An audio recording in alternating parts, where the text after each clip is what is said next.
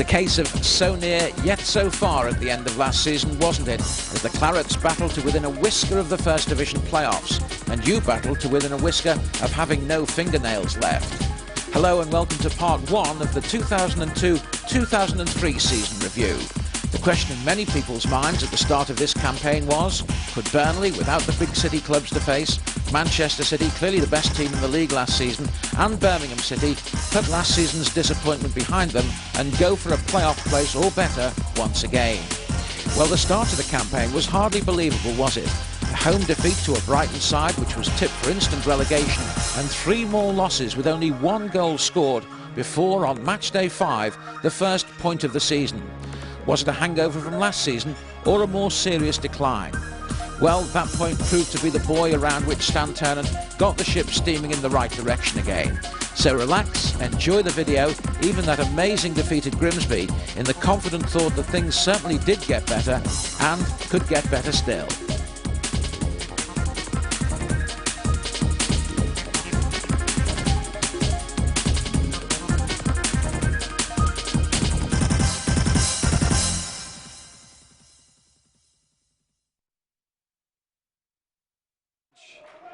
Long ball looking for Ian Moore. Just got a foot in the way to Melton there, and the ball running quite freely at the moment, but it runs to the possession of Zamora, and a good opportunity here, and that is a goal scored by the number 20, Steve Melton, and Zamora on that right-hand side opened up that Burnley defence, and they take a first half lead. Burnley 0, Brighton 1, Melton the scorer, and we're on the half-hour mark.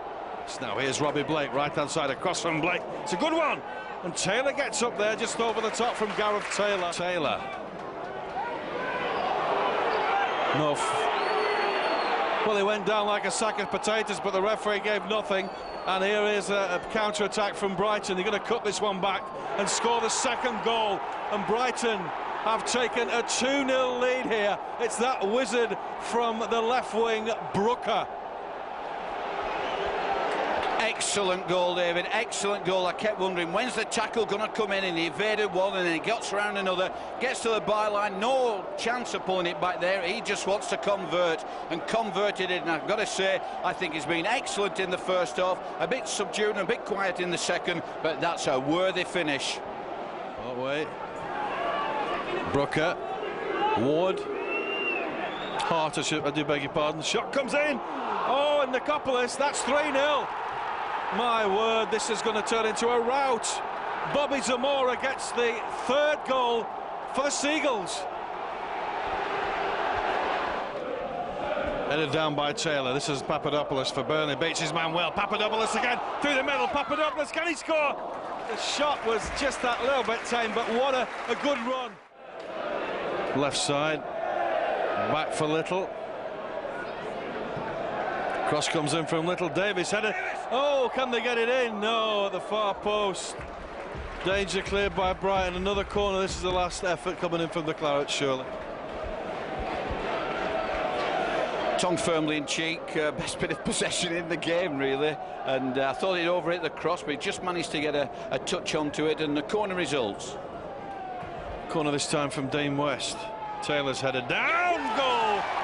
Lee Briscoe produces the errors for the Clarets. It's Burnley 1, Brighton 3.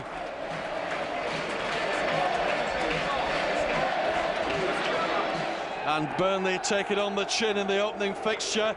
3 goals from Brighton, and not a pretty one, but Burnley pull one back with Lee Briscoe. Melton got the first. Then we saw that tricky man Brooker, and then of course Bobby Zamora got the 3rd for the visitors. It's a good one for the Seagulls, but it's not so good for the Clarets. Next, it's Molineux away, and they play Wolves, so watch out for that one. Final score from Turf Moor, it's Burnley 1, Brighton 3. I'm very disappointed with our performance. We were second best all afternoon, I felt, even though we had a player sent off, and there'll have to be a marked improvement on that if we're to get anywhere near where we were last season. Let's just get the sending off incident out of the way. Was it a fair one? Well, like all managers say, I didn't see the incident, but I can assure you that I did not see the incident. I've spoken to Arthur, I've got the video, I shall look at it. He says he didn't touch him, which is a normal player reaction. But we'll see. If he did, it's totally irresponsible, and I'll deal with that. If he didn't, then I'll ask the referee to have a look at it. But I honestly didn't see it. It was right across the other side of the field, and so I can't comment on that. And if I could, I would.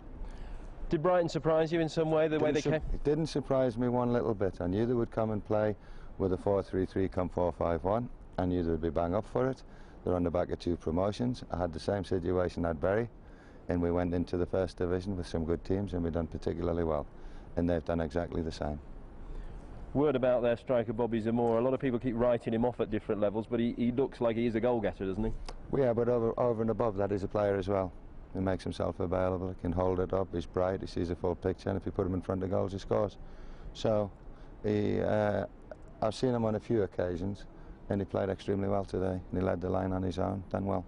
I was reading your programme notes. You were saying that the fact that the TV money hasn't come from ITV Digital is going to really make it a level playing field. Is everyone in with a chance of promotion and relegation in this division? Well, I think some sides have some money, but you know, managers' minds work in funny ways, and I look at mine, and because I haven't strengthened it, they might think that there's no competition for places, so we'll take it easy. They'll be in for a shock. There's been some things written in the press here about everyone's up for sale. Can you put the record straight on that? Well, we need to address the situation with the lost revenue, around about £3 million. So, you know, if someone comes in and makes an offer, I would take it to the chairman, and if he needs to do that, then I'm sure he will. That's basically the situation, but it was taken out of context, as it normally is with the press. But it is a financial fact of life that we're on the wrong side of £3 million, so that's the truth of the matter, really. You've got some tough games coming up. You've got Wolves. How do you pick your players up for this? Oh, I pick them up, you know, starting tomorrow, Sunday morning, which they won't be happy about, but that's football life. We've got to get back to it. We've got to get at it. And I'll get a couple back from suspension and injury, and provided the players want to do it and they want to, you know, get this out of the system, not taking anything away from Brighton because they were fully worth the victory, then, you know, we've got to get down to some serious football, and rapidly.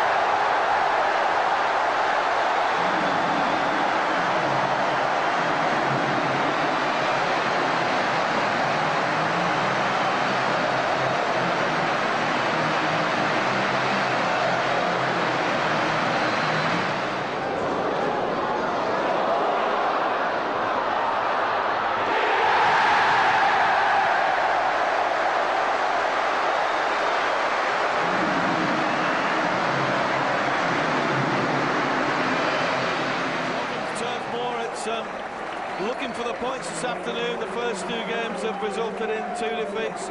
One at home here against Brighton, and then last week at Molineux against Wolverhampton Wanderers. And I think a little bit frightening that 2 players have been sent off in both the games, so let's hope none of that this afternoon. A Sheffield player, Ian Cox. Oh, good play from Ian Cox, who outstretched his leg there, but Briscoe beaten on that far side, United into the box. It looks dangerous and driven hard and low. The Copper's somehow got his body in the way, and Paul Weller puts it out for a Sheffield United throw-in.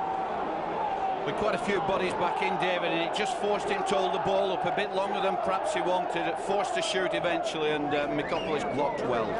Taylor and Murphy, I feels, David, you know, they're both big lads. I look at the centre-half, just perhaps marginally taller than Taylor. Battle of the Giants. Here's Little, comes in across, and Cox was at the far post there, but couldn't just get hold of that one. But it was a good play, quickly taken free kick. Little did the honour. But having a pop at all occasions. This could be dangerous. Ifeanyora, goal. Well, what can you say about that? I said it looked dangerous, but it didn't look that dangerous. He was outside the penalty area. I don't know whether it was a deflection, Terry, but that's bad luck.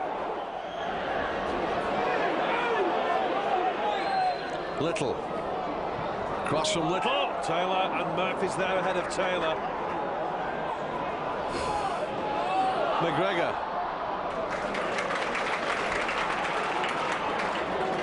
Graham Branch. Left side, Lenny John Rose. Cross is good from John Rose. Taylor! Oh, it's in the woodwork! What ill luck can you get? Good grief. Great cross from John Rose. Good header from Taylor. Bad luck. It will be Glenn Little with the corner. Oh, woodwork again.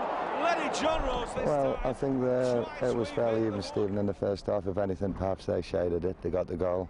Big deflection. In the second half, we had them on the ropes for the full half, but we couldn't get a goal.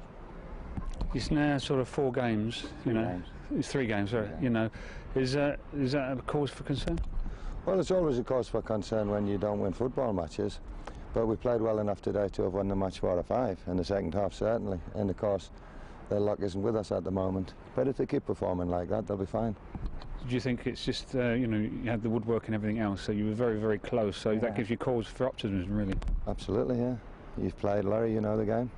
Okay. So you can only do what you can do. The most difficult thing is to score a goal. It always has been, it always will be. But you do need a little luck. And I think the players gave me everything they possibly could in the second half, and we're desperately unlucky. You know, to lose a match is just ridiculous, really. But, you know, in the fact we could have won it 3 or 4. Is there any difference to this side this year? My team? Yeah. Well, I've got a lot of injuries at the moment, the key players and suspensions who can't play. And I let a few players go last year who I haven't been able to replace. But, you know, it's similar for everyone else, I think. So we just got to crack on. What do you make of this division this year after 3 games? It'll be tough. It's always tough, the first division, you know, some good sides in it. And it'll be a tough division. But, I mean, the sides who have come down, there are a lot of fancied sides, but that never changes. That's the same every year. So, you know, we'll have to grin and bear it, and then keep going, and we've got a chance to put it right on Tuesday at Reading, hopefully. I was going to say the games come thick and fast at night. They do, yeah, they do. And when you've got injuries and things like that, that's not what you want. Well, no, not in an ideal world, but I mean, over the course of the season, everything levels itself out, and Burnley will come back, and you know, we'll be fine. On the edge of the centre circle, dispossessed though, and Reading there living a little bit dangerously.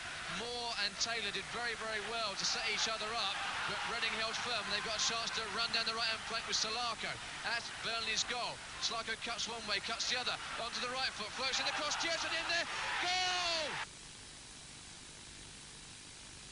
Burnley, but the referee allowed play to go on, and Kjersson with an easy tap in from 5 yards out, set up by Salako, finished by Kjersson. Reading finally ahead in the second half. It's Royals 1, Burnley 0. Round about the penalty spot. The ball is placed on the edge of the D, halfway between the middle and the end of the D. There are 2 over the ball. One of them is Robbie Blake. It's him who's going to hit it, and it bangs straight into the wall. And possible chance to break here because Burnley have everybody committed forward. Hit it forward for Martin Butler. He's on the chase. He's got one defender back with him. He's fallen over. Butler's through against the keeper. Martin Butler is off the mark. Reading have won this one. Royals 2, Burnley 0. And Jamie Kjersson isn't the only potato in the sack. Fantastic break by Reading. The wall did a fantastic job. It's a great strike by Blake, but it's hit the wall, rebounded. Jamie Curitan was quickest to react. He's chased the ball down, ran with the ball, and he's seen Butler streaming down the middle of the pitch. He's played a great ball into Butler's feet. Butler's been the last defender. From the first half there, they got a load of players back behind the ball. Oh, it's played through for Jamie Curitan. Lob over the keeper. Gorgeous goal from Jamie Curitan. For the Clarets now.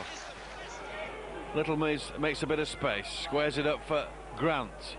Left-hand side, it's Lee Briscoe. Left foot as always, crosses in. Taylor goes up there. Grant gets the header in again. Taylor's in there again for Burnley. That Papadopoulos, and the ball's free, and that Clark doesn't know where it is. Papadopoulos is eager, keen. I hope he hasn't got an injury with that, Terry. Well, he just stayed down a moment or two, didn't he? But the goalkeeper's very fortunate. Both himself and the rest of the defenders and Papadopoulos hadn't a clue where it had gone. Again on that far side, watched by Ian Cox, Burnley's number 14.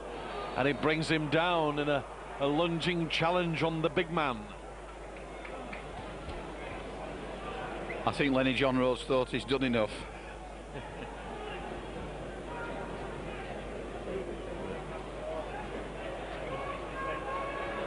So a free kick to Crystal Palace over on that far side, adjacent the Burnley penalty area. 18.5 minutes gone here at the turf. Who's going to take this? Gareth Taylor's back marking. Oh, Johnson's flick. Makopoulos save at the near post. That was a good effort and a good save. West. Grant. Weller. Not onside.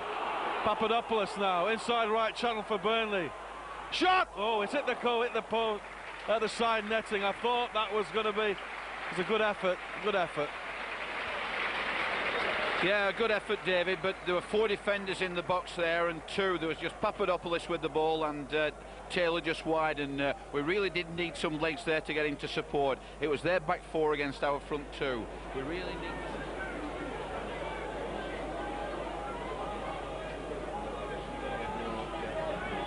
West with the free kick for Burnley. Long ball up, Taylor. Can he get there? Papadopoulos, oh, it's through!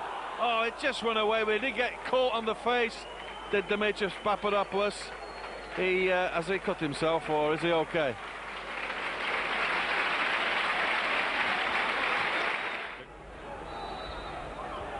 Free kick for the Clarets. Weller takes a quick one. Left-hand side it comes here for Briscoe. It's not going to fall for Briscoe at all, as Marsden gets it for Fleming. Johnson. Powell. Back for Clark. Can he get... Who's there at Papadopoulos? Taylor! Oh, straight into the arms of the keeper. That, I thought that was going to go in.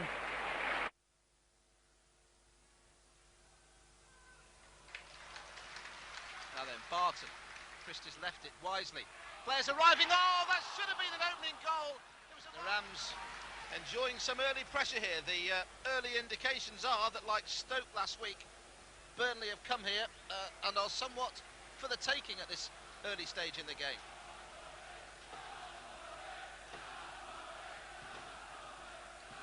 Murray will take the corner. It's a poor one, though. It's knocked away by Paul Weller. Murray has a second chance to deliver some quality now. Not a bad effort. Falls for Boulder. Goal, Adam Boulder. He's made up for it straight away. Adam Boulder's 3rd goal of the season, and Derby are on their way after barely 8 minutes of the game. It's the Rams 1, Burnley 0. Sending on Glenn Little to play on the touchline, very much a fan's favourite. It's Moore. Higginbottom's tracking the run. Oh, dangerous there, Blake. This could be a moment for Burnley. That's got to be a penalty. Foul by Chris Riggott. And it's a penalty to Burnley, but it all started really when Danny Higginbottom, tracking back with Ian Moore, carelessly just played the ball towards his own goal. If he couldn't have got it into touch, he shouldn't have played it at all, Danny Higginbottom, in my book. It left Riggott with a tackle to make on Ian Moore. And... well, it's going to be a penalty to Burnley, which Robbie Blake will take for 1-1. Andy Oakes is doing the gamesmanship of standing on the 6-yard line, but he really needs to focus on saving this one.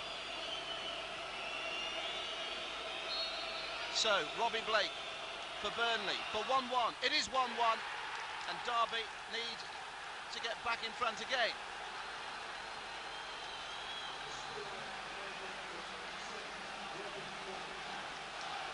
Well, I take no pleasure in being a harbinger of doom, but the first half did have Derby written all over it. The scoreline at 1-0 didn't. And now there is work to be done once again in defending the situation. And now it's 1-1 and everything to play for. No handball given against Blake. Higginbottom. Little. Ball whipped into Blake. It's all out attack from Burnley now. And it's paid dividends. It's an own goal.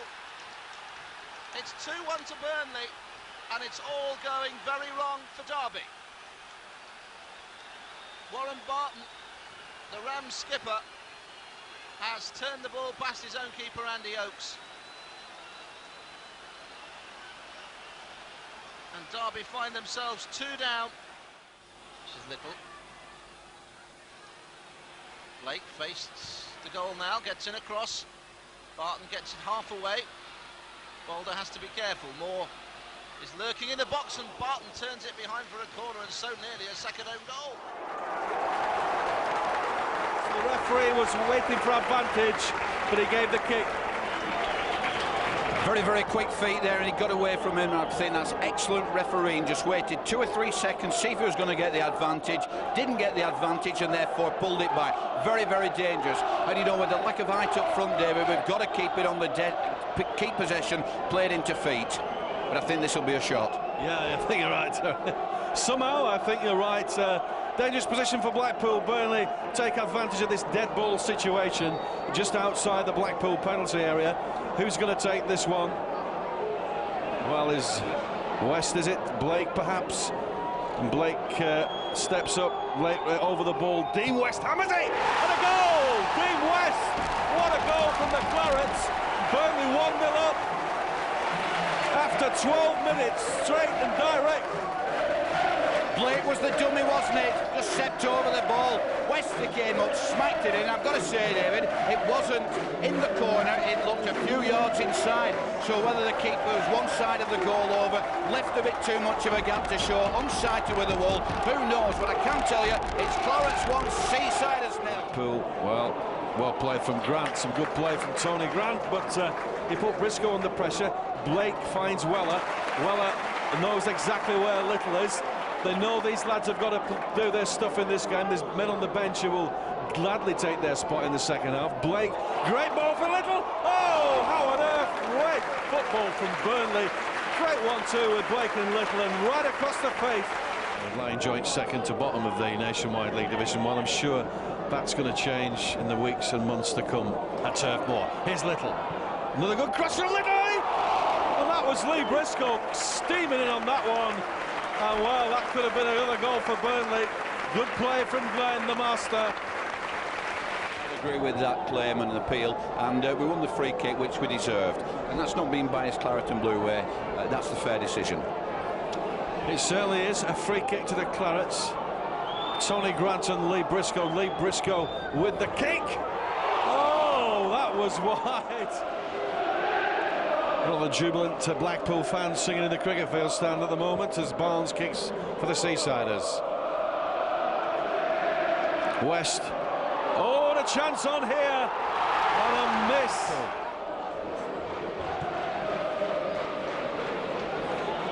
Taylor, a bit of height up front there, and Papadopoulos! It's a goal! Burnley 2, Blackpool 0. And Demetrius Papadopoulos gets his first goal for the Claret. Tomahawk celebrates as we do on the gantry because we needed the height. We won the header by Gareth Taylor. Felt it, Dimitri. I thought it was too high for him, but he managed to get his foot and just loop it over the keeper. Clarets 2, Blackpool 0. So pleased for Papadopoulos. Finally getting his goal for the Clarets. He's only been on the field for 10 minutes. Nuisance value. That was a handball. That is a penalty. What on earth did he do that for? Simon Grayson just had a mad rush of blood, put his hand up, and it gives Burnley the chance to go 3-0 into the lead. My word. Well, he just jumped up with his hand, and he knew as soon as he did it, didn't he? And the referee's no alternative. Managers must be greatly frustrated with that. Not a goal-scoring opportunity, so it is a booking. Corner penalty, rather, to Taylor.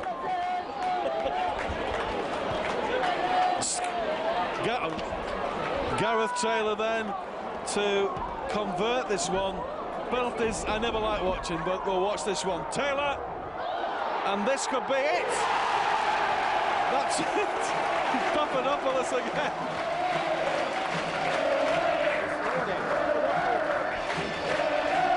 Good save from the penalty. Ball came out, Papadopoulos, quick thinking, in like a flash, slotted it in. It's nice to win, and it's nice to be in the hat for the draw, which is on Saturday, I think. Could be an important competition for you this season, couldn't it? Well, it is, you know, because anywhere where we can get extra revenues is important to us. You must have been pleased with the way you performed, particularly in the first half. I mean, you could have been 2 or 3 up in the first half, couldn't you? Yeah, they played very well in the first half, and then in the second half I made a couple of changes. Glenn Little has a bit of a virus, and Robbie's just coming back from a double hernia, so we changed that, and then of course I put Demi on to give Ian Moore a bit of a break, because he'd run his socks off Saturday and again tonight, and it is a squad game. And then of course sod's law, but Paul Weller goes and gets injured. So tell us a bit about Dimitri Papadopoulos, because he's become a big hit overnight, hasn't he, almost? Well, he's been. I took him. It's a year ago now. I signed him from Greece in Athens, and he's a young lad. He's captain of the Greek under-21 team, and he's got a big future. He's still only 20. He's very lively, and he can score a goal. So, you know, with hard work, and if he continues to learn, he'll be fine. Instincts of a goal scorer, obviously, yes, as well. Yes, but he's got a good work ethic as well, and he's bright, so he's got a good chance. It's been a good few days for you, Stan, hasn't it? I mean, obviously the winter derby, a winter. Yeah, well, that's right, and we had a clean sheet, so I do the players a lot of good confidence-wise, and we need to crack on, and we need to improve. Some of the passing was a bit sketchy at times, but I mean, we won, and you know, you can't do more than that in a cup match. And winning breeds confidence, and important to keep going in the league as well, isn't it? Absolutely. So, you know, we have a tough game at Stoke here on Saturday against Stoke, and we'll be doing our best to try and get another 3 points on the board. 3 wins in a week, that'd be nice, wouldn't it? That'd be marvellous.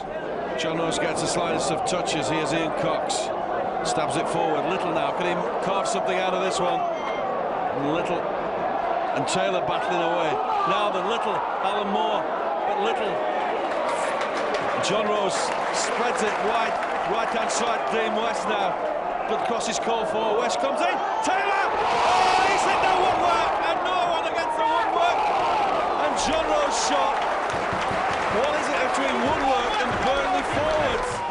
Somehow it manages to fall to Stoke City. And James O'Connor now for Stoke, who's down the middle. Left-hand side. And Gerson. Oh, a goal! There it is. Good Johnson scores it after Van Derzen's cross on the left-hand side. Stoke have the lead at Turf Moor. He said 1 goal may sort it out, and I hope it's not right, Terry. Throw into Burnley now, right adjacent the Stoke City penalty area.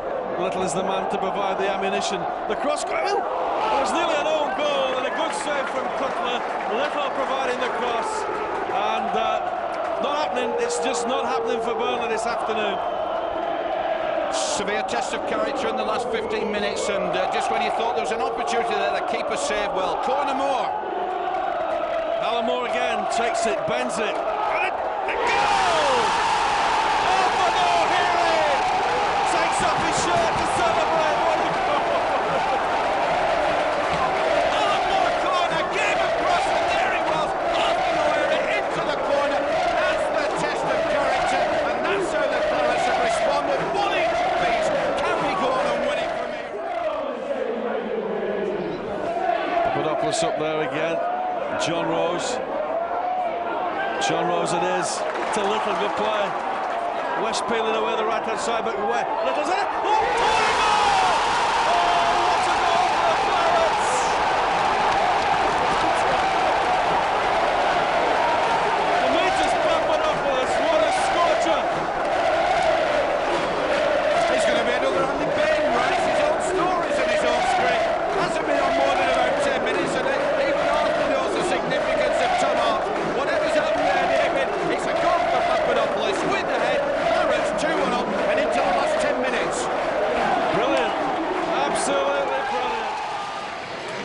you're welcome to Turf Moor. Burnley versus Millwall, a match being covered live right across the UK tonight on Sky Sports, and we're here for Micron Video to give you the live commentary as it happens. Burnley versus Millwall. Burnley are growing in confidence, the players, in particular the much improved striker, the under-21 Greece striker, Dimitris Papadopoulos, bagged another goal on Saturday. A good 2-1 win against Stoke. Arthur O'Heary, of course, getting the equaliser for the Clarets. Nice little ball in by Glenn, and then a pull back by Grant, just intercepted by the Millwall defender. It's Burnley trying to muster something up here with Grant in possession. Alan Moore jinking away here, cuts inside, ball played from Moore, in for Papadopoulos now. Let's see it. Given the penalty as Papadopoulos goes down. Burnley awarded a penalty on the 16th minute, and who's going to take this one? Dean West, is it? Looks like Dean West going for it. Penalty, I thought it was rather a clumsy challenge, and went in a couple of times. He had a nibble at him, and very, very clumsy indeed, you know. I think it was a penalty. Many referees might not have given it, but I think you might find that when you watch the video that it was the penalty. Well done, Dimitri. Well, Dean West is going to take the penalty for the Clarets. Gareth Taylor's, remember, took one. And where's the keeper going? A bit of gamesmanship from him, and it's going to be Dean West to take this penalty kick for Burnley. Well, that's the way to finish it off. Burnley 1, Millwall 0. Dean West the scorer. And for once, the woodwork was fortunate for us, because it hit the underside of the bar and rattled down. It was some awesome power. Stan said the other week that he certainly carried a shot, and on that occasion he proved it. 1-0 to the Clarets after about 17 minutes. Marvellous. So Dean West, the man who had not scored a goal until the other day, and he's got 2 now, which is amazing. Hope there's more to come from him. And Millwall now with his free kick. Burnley ploughed back into the own penalty area. Marlon Beresford collects that one, no problem for him. No threat as he dispatches long down towards that cricket field stand. And Papadopoulos here. He's going to have a shot! Just wide from Papadopoulos. Confidence is building on the young Greek striker. And it must have been a deflection or a save, because we've got our third corner of the game. He was on his own, 2 defenders, chested it, turned, it fell nicely for him, thought it's worth having a dip, and it certainly was. So once again, Millwall on that far side, just moving up the line.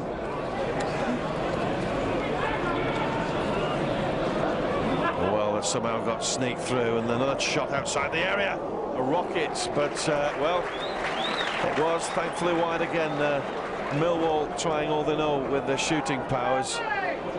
Not just coming off, thankfully, at the moment. And it was number 16, Christoph Kennett.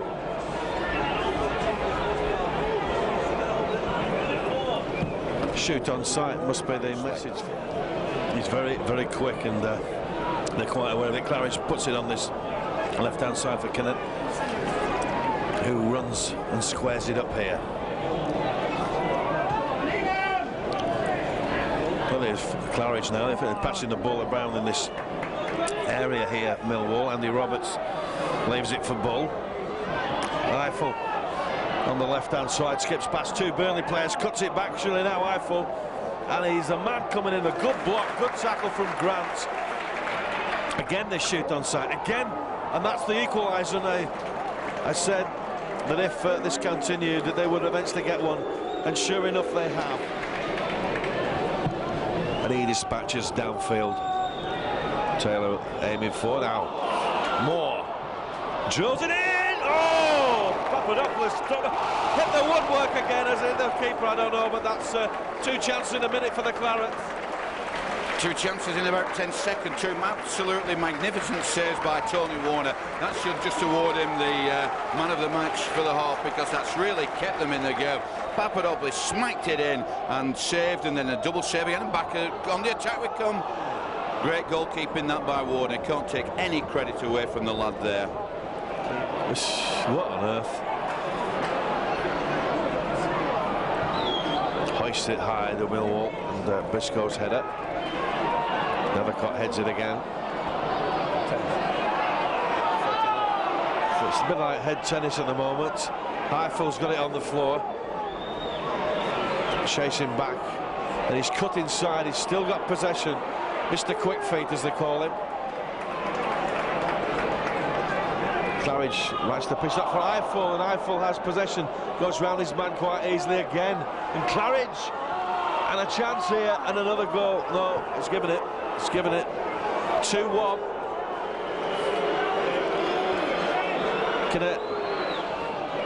Nethercott back to his keeper Warner. He kicks first time. No very good header from him, but again the ball powered forward. And here come Millwall again. Danger. That's Paul Cook. Ian Moore trying to get into this game. Eiffel on the right hand side. Cross comes in from him. Ian Cox heads it out. Blake. Moore. Blake. First time I've seen these two really have some contribution, but we nearly lost it there, did Ian Moore.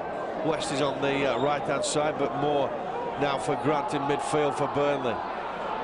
Blake turns well, does Blake. Robbie Blake now, he's got to put inside the middle. Now but a chance for Ian Moore. That's two apiece, and Burnley have drawn level. Great goal for the Clarets.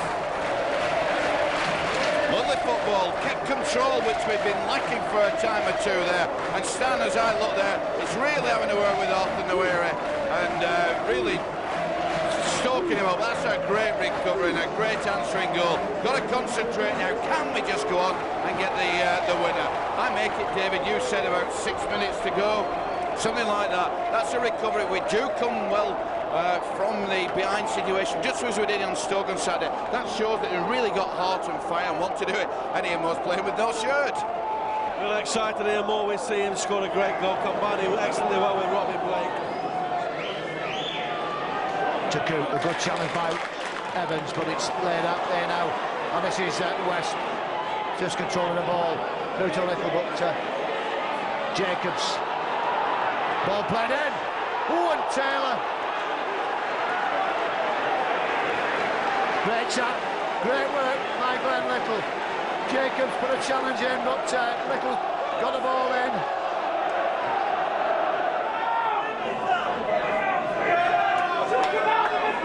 Jacobs waiting for some movement. Got to throw the ball back to Mark Bauer. Tomorrow now. Can't wait for Paul Evans. Came on a sub against Leicester. Jacobs. Good footwork by Jacobs. Oh, good play. But Myers in the area. Yes! Andy Gray! Great work!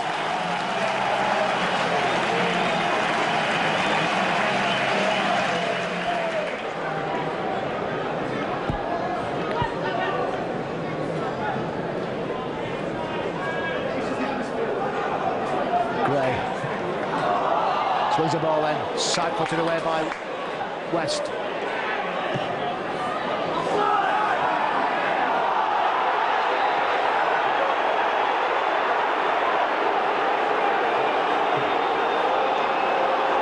And Bauer goes off.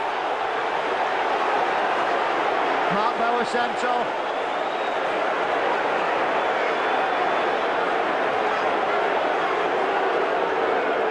Second booking.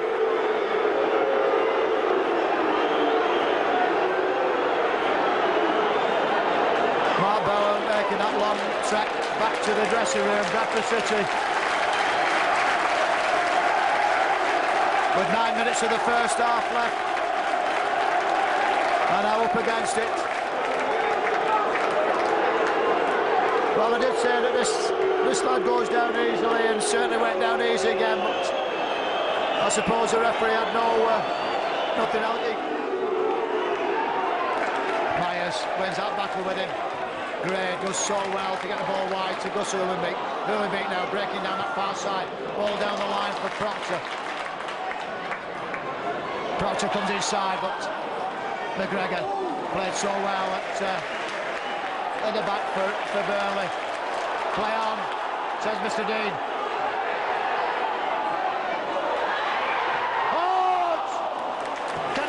Should have done better with that one. Great work by Ullenbeek. So he's now walking on a tightrope as Myers tips that ball towards.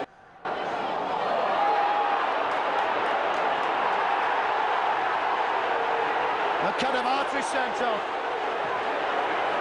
Well, can it get any worse?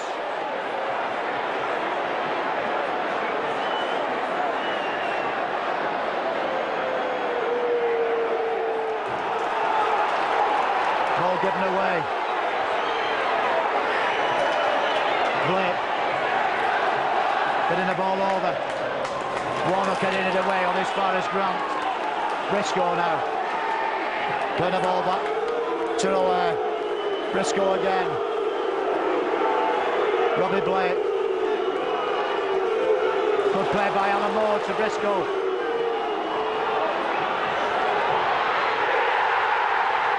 Blake scores.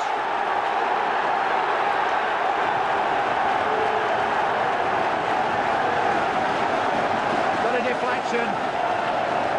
Good skill from Alan Moore. A neat little back heel there. And Robbie Blake coming in. Getting a deflection, but making the scoreline now. Bradford 1. Burnley 1. And if you're going to put your...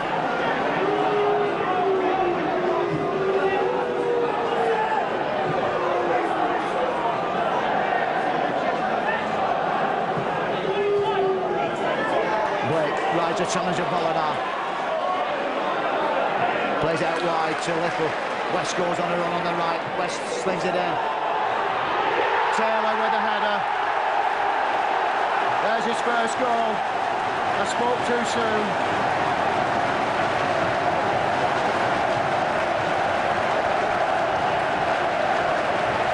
And I would think now that's the resistance of Bradford City broken, unfortunately. Good ball laid in, right on the head of Gareth Taylor. He didn't need to ask any questions, he knew how to put it. In the bottom corner, and helping Taylor with the second goal. This is Warnock breaking. But running into an avenue, finding Gus Ullenbeek. Jorgensen under pressure from Briscoe. Almost got Ullenbeek through, good tracking back by Alan Moore. Coop flips round.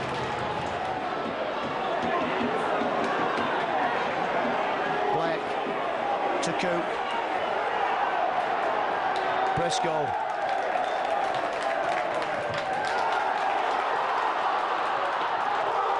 Chance for Jorgensen now. Oh, great save.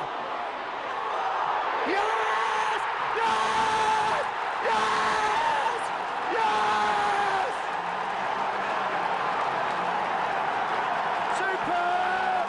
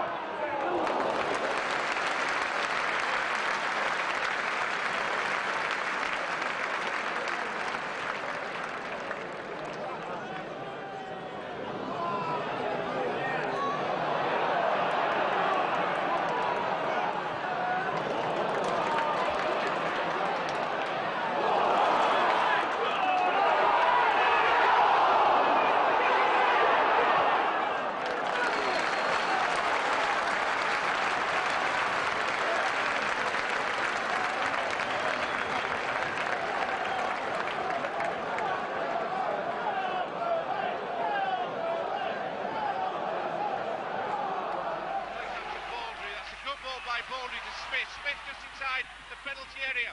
Ball across the field, and Stein, left foot shot just over the bar. Good attack by Town, good ball across field by Baldry, across to Smith, Smith's crossing, Stein's left foot shot just over the bar. A little bit better from Huddersfield Town. Seen very little of Burnley as an attacking force this evening, but just at the moment, their fans, possibly because you're right in front of them at the moment. It's a good ball. Comes in. Oh, Ian Moore over the bar. Good effort. Perhaps Burnley's best, certainly the best of this half.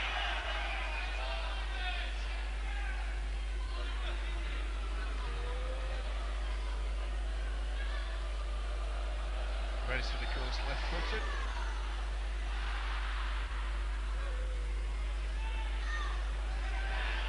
Now then, chance for Burnley. Papadopoulos in with a chance now, and scores!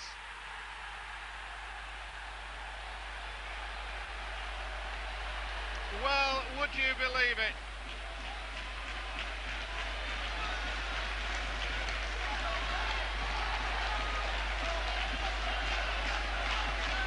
Well, we're all thinking it was golden goal time, but it's not, of course. But it is 1-0 to Burnley.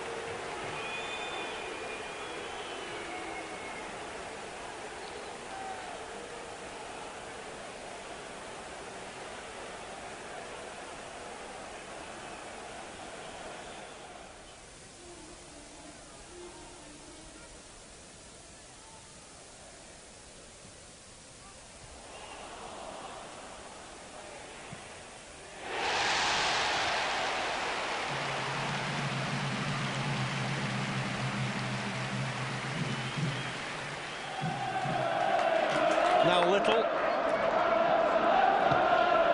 Oh, it's an unfortunate one. It falls to Fitzroy Simpson, who plays it inside to Junior, and Junior finding the number 9, Latayo, and a shot from him which is all at sea, but it was danger on for Burnley at one point. As Junior looks on, flick on from Davis, Ian Moore in a tangle. Oh, and Blakey here Chance for him, a lob the keeper, and that is a goal from Robbie Blake. A good effort from the former Bradford striker. That's good thinking, Terry. Cool as you like, that's confidence for you. Knew exactly where he was, found himself in space, onside, just had a look up, and a most simple, delicate lob, found the net, and the Clarets fans were applauding the goal and cheering the goal. And Martinez's shot was nowhere. Blake for Burnley. Oh, good ball. And Bradley Maylett's his first touch for the Clarets. Oh, is it? It's going to go in for Ian Moore, but good defending by Danny Hay in the end. Little with the corner. That's a high one, back post. Davis hits the side netting, but good play from the Clarets. Really, when Walsall have been doing a lot of the attacking first half, Terry. Little once again with the corner. Oh, and that's yeah, you're right. That would have been the one, but managed to get to Gary Birch in the end. That Little's on the ball again for Burnley. In, goal! Steve Davis makes it Burnley 2, Walsall 0. Dangerous stuff from our Glenn on the right. And Tony Grant can pat himself on the back there because a superb ball that picked out Glenn Little. He got his cross in because they'd all drifted over to their right flank, left Glenn in oceans of space. He just found Ian Moore, just got a slightest touch, and I think at the end of the day it was Steve Davis who plonked it in. 2-0 to the Clarets. Bends in. Oh, and a good effort. Good goal as well. Great corner and a good header. Cross comes in again. Davis gets the header to it. Bradley Maylett scoops it away, but Burnley can't pick it up. It's back to the wall for the Clarets as Walsall keep prompting forward here. Now Grant for Maylett on the far side. Maylett beats his man again. Down the right-hand side for Bradley Maylett. He's really running at this team. Plays it in here, and now a chance for Moore. Oh, he's at the post. Ian Moore, goodness me, marvellous stuff though. Well, we won, and that's as much as you can do, is win the game, so I'm happy with that. And you managed to get your instructions to the bench, I did notice that. Yeah, it was okay because the boxes where I was sitting was fairly close to it. Unusual, because your actual spot was auctioned off, wasn't it? Did it make the club for you, Bob? Yes, Stuart come in, I think he paid about £5,500 for it, but he's had a really good day, one he'll never forget. And of course, he's a winning manager, isn't he? Undefeated, so 100% record. We could all say that would be well away. But perhaps one or two palpitations towards the end for you. In the end, they were just humping a load of stuff into the box, but we dealt with it well enough, I think. And we created numerous chances again. We took 2 of them. Perhaps we should have taken more, and we could have finished the game more comfortably than what we did. But all credit to the lads, you know, they've dug in. We're some away on international duty and a couple of injuries, so that's okay.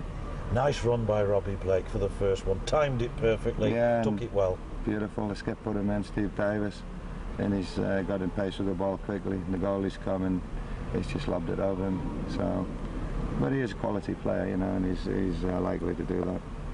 Well, you've had 2 wins in the Worthington Cup. You've had, I think, 17 points from your last 7 league games. Yeah. That's good form, Stan. It is. We're doing all right. We're in the top half of the table now, and we have to work harder and harder now at it to maintain it. And you've got some really big games coming up. I suppose this is the time to take them. Well, they're all big games because, you know, on the day, any side can beat another at our level, and we have to be right for every match. So players are doing extremely well after a poor start, and all credit to them. And you're one of the happier managers in the land at the moment. Well, I'm one of the employed managers at the moment. That would be the best way of putting it, I think. Oh, well done, Stan, and thanks for talking. Thanks a lot. You're welcome. Cheers.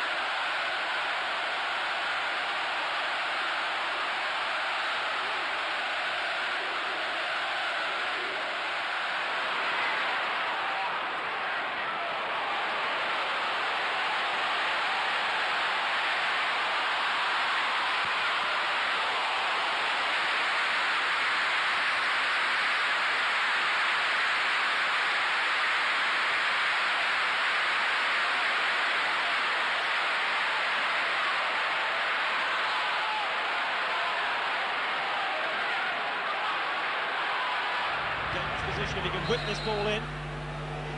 And it's there! McGreal, the scorer in the first minute, and Ipswich Town with their best possible start. And John McGreal celebrates with fine style. Well, the ball superbly played in. McGreal gets up well. The keeper had come, but the ball's in the back of the net. John McGreal ahead of his marker. Beresford came for it, but was nowhere near. And Ipswich have the perfect start. Town need to deliver. The ball headed in. Oh, it's there! The equaliser. Oh, goodness me. And it's the number 26, Arthur Nohair, who's got his side back on low level pegging within 5 minutes. And Ipswich Town's defence breached again. Well, the ball came in, Nohair rose well, and who was on the post? The ball. Make it. Oh, nice little ball. So Ambrose fires it forward. Oh, what a goal! What a goal from the young man!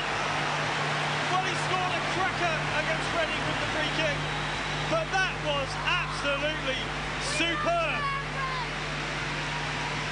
The ball flicked over from Macon, on the chest, volley on the turn. Beresford didn't smell it. That was superb skill from the young midfielder. And Blake. Out to Little. Plays it inside to Briscoe. Oh, his first touch wasn't bad.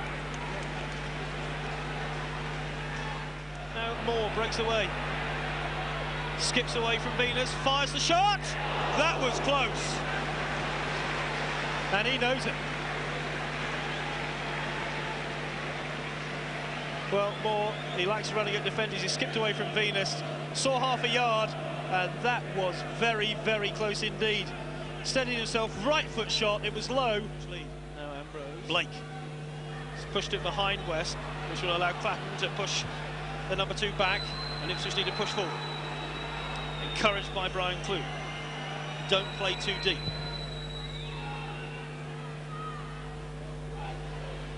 Brown. Now to Haridason, who can chase this one out of defence. Still Haridason, looking to get Kenyago away.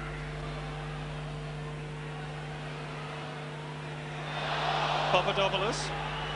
Davis. To Weller. He's got West wide of him. It'll come out to him now.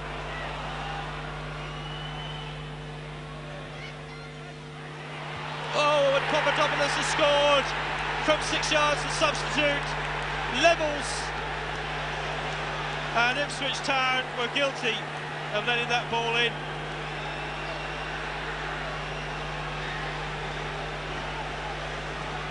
Well, West had time to deliver the ball, and Papadopoulos got in front of Chris Macon, and Marshall had no chance.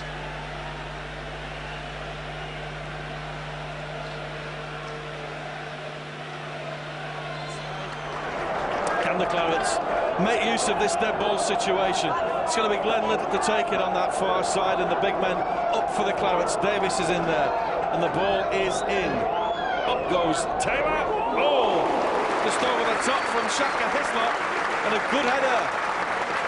Placed outside his area. Beresford kicks it.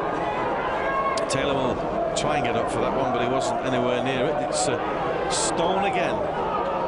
Good ball down this right-hand side, and Todorov in pursuit, crosses in, and a chance for the shoot. Oh, and a good shot, and a great goal. Early goal for Portsmouth, and it's the number 11, Nigel Quashie, who's hammered the ball past Malden Beresford's right-hand post, and Portsmouth 1, Burnley 0. Right behind it, and as soon as he let fly, David, I thought Marlin's going to struggle with this, and struggle it did. Taylor goes up, doesn't get it there. Davis heads forward for Burnley.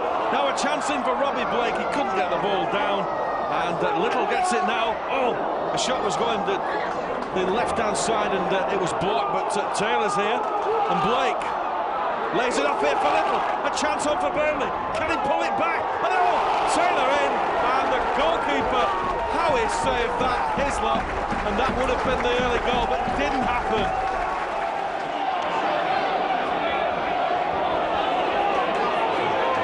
have to be physically strong to knock these off the ball. It's good play from Portsmouth. Todorov in possession now. We're looking for an opportunity to hit the back of the net. And there, and it goes over the top of Marlon Beresford. Todorov gets the second for Portsmouth, and that was a mishap, really. Down the line, can he hold it on to Briscoe? Cross will come in. Oh! Penalty! Oh, thank goodness for that one. We hope to convert this one, Terry. It's got to be a goal here, because if it isn't, we're in trouble. Well, I expect Robbie Blake might take it. It could be Dean West, but quite an innocuous opportunity. The referee's having a word with Paul Merson, saying, I don't think so. Finally talked himself into the boot, which is a bit silly. Managers go hairless at incidents like that. The referee's made the decision. He's not going to take any more stick. Team West lines up with the penalty. This might be the goal that we need just to pull us back into the goal. OK, it's going to be Dean West to take this penalty for Burnley as he steps up. Goodness gracious me, what on earth's going on here? Managed to clip the bar. He blasted it all right, but he didn't place it. Oh dear. Now then, Little. He's got men crowding him out. Blake! Oh, on the line! Can you believe that? Robbie Blake's so unlucky this afternoon, and they continue to bemuse the fans. Luckless Clarets, and Portsmouth come forward again. Good interception from Blake. In goes Briscoe, but somehow Stone. Clever stuff from Stone. Merson again on that far side. And pretty sweet football at the moment. Stone here, racing through. He looks very fit, doesn't he? 3-0. That's it, good night. That is it for the Clarets. They have moved slick, they have been quick, and they look like a Premiership side at times. And you can only say that Burnley have squandered their chances. We could have had a draw here, at least. I suppose. Was today, but we had a good go in the second half, you know, and we had chances. And unfortunately, they didn't go in for us. A penalty miss and Robbie's and one or two off the line and a few bits and pieces. But the most important thing is I thought that we played very well in the second half. And of course, when they scored the second goal, that was against the run of play at that stage. But goals change games. So we're still creating the chances, and I'm being really pleased with the players.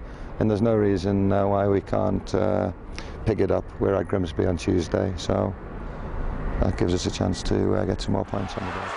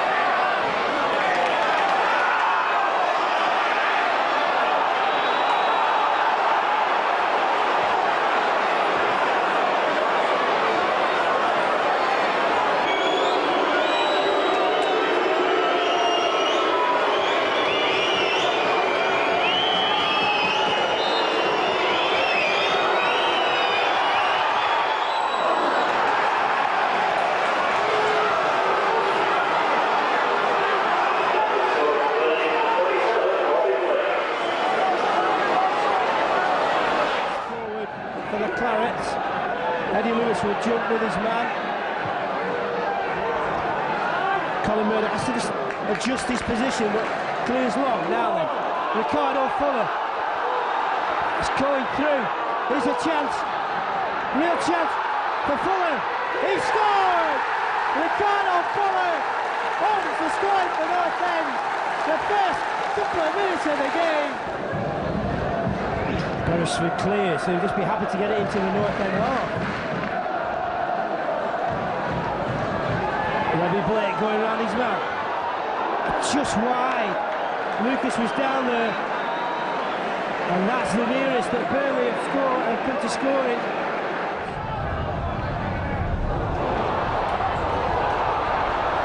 Chance here. It's going to be the equal. No, it's not. Well, it should have been the equaliser. Edwards going in. Glenn Little winning the free kick. And it comes Glenn Little, real chance for Burnley. It's wide. Real chance. It's in. Well, it's not offside, and the goal will be given. And Burnley, who should have been out of this game at half-time, are now level. Preston North End 1, Burnley 1. Well, they didn't clear it. And to be honest, they were looking up to score with the first cross. It went through legs. And, well, I thought he was offside at first, but no, there's somebody stood on the line.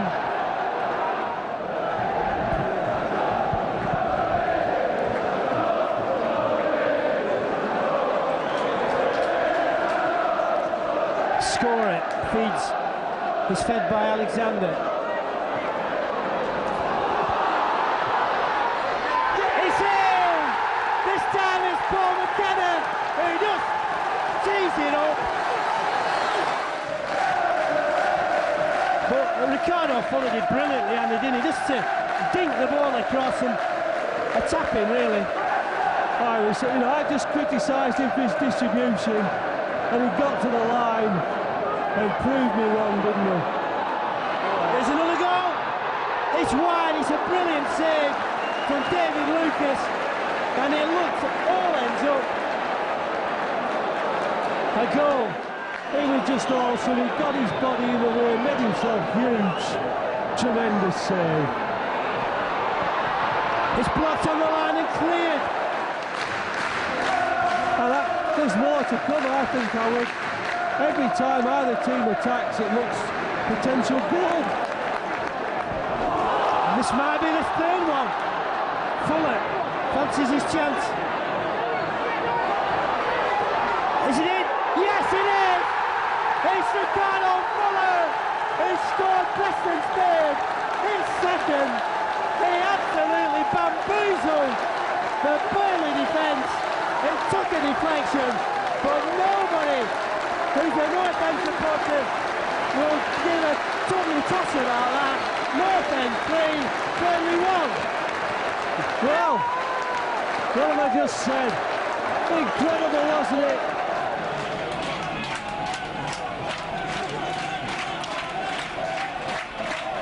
Taylor gets ahead to Briscoe. Briscoe can't keep it in, and it goes the way of Tottenham on this occasion.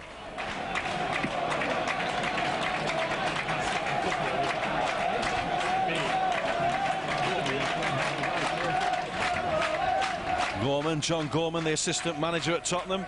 Remember him in his playing days with Tottenham. Stan Ternent looking very, well, serious at the moment, shall we say. Iverson.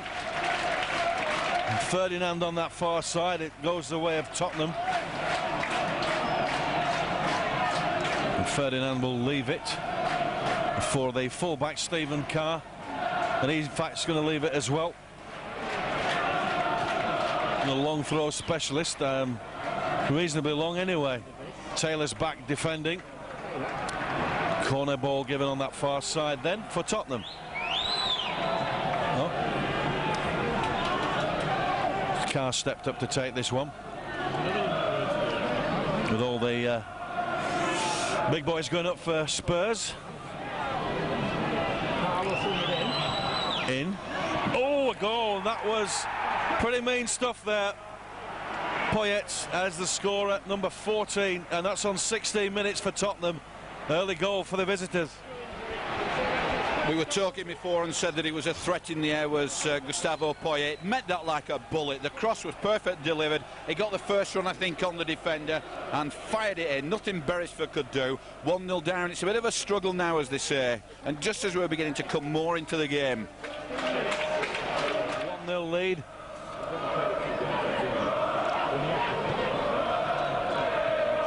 Oh, it's a good play from Etherington. A good cross from him, and Iverson shot.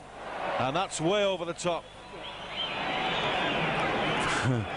Iverson, well, he really got a first-time effort there. Well, he plays it square here. This is Grant for Robbie Blake. Robbie Blake squares it up for Taylor. Taylor looks and goes back here for West, who's usually on a forward run, is Dean West. And Blake again for Burnley, former Bradford striker. Hits it left-footed, but not enough power, as Casey had that one covered all the way. Burnley back in possession with West. Grant. Weller, come on, man. And there's a lot of tripping in there, hacking away at the Burnley feet there. The referee not seeing much about that either. Well, Glenn's only been on a minute and already he's been involved in it. We've had our first spell of really sustained possession. Yeah, good possession as well, but Tottenham feel a little bit threatened by probably Glenn Little's appearance. The cross comes in, Taylor! Oh, how on earth did that go with Taylor at the back post there? Played down the line for Robbie Blake here, with the big man Gardner quickly on him. And Gardner looks, and a good cross from Blake. And somehow Tottenham managed to clear that danger just outside the 6-yard box. And Burnley putting the pressure on now. Yeah, and the crowd respond to a bit of possession, a bit of pressure. They don't want to be underdogs at home, although they are in effect. But that's great play by the Clarets over the last 5 minutes, trying to drag themselves back into the game, and it all started or coincided with Glenn's introduction onto the pitch. Dean West inside here for Weller. Weller operating on this right-hand side now as we look on. A good ball in for West. West cross, and Taylor knobs it down. A good shot. No, it's wide from Robbie Blake. Squares up for Little. Dangerous man that he is for the Clarets. Great ball in for Weller. Weller to the back post. Grant. Taylor. Well, it's the... Well, the shot was at the end poor from West, but I thought Taylor was going to score that one, but Gardner blocked the situation for the international striker for Burnley. 3 or 4 games they've really fought hard up front, and there haven't really been lack of goals for the Clarets, and this perhaps could be Little's chance again to get the ball in. And it's Robbie Blake! Goal! Burnley have drawn level. Robbie Blake the scorer. Great performance, that one. What a piece. And I've got to say, you can't say that that's not been coming, because in the second half, other than a shot a few moments ago, it's been all the Clarets. Glenn Little's been instrumental, but a nice turn. Robbie Blake, good skill, and hammered it into the far corner. Clarets won a piece. Can we go on from here? Well, 12 minutes into the second half, Robbie Blake blockbuster for the Clarets, and that has set the whole of Turf Moor alight, particularly for the Burnley fans. I'll just remind the crowd that we haven't won yet. It's offside. Counter-attack here, and that's wide. That is well and truly wide. Heads it down. Robbie Blake again on that far side, the scorer of Burnley's leveller.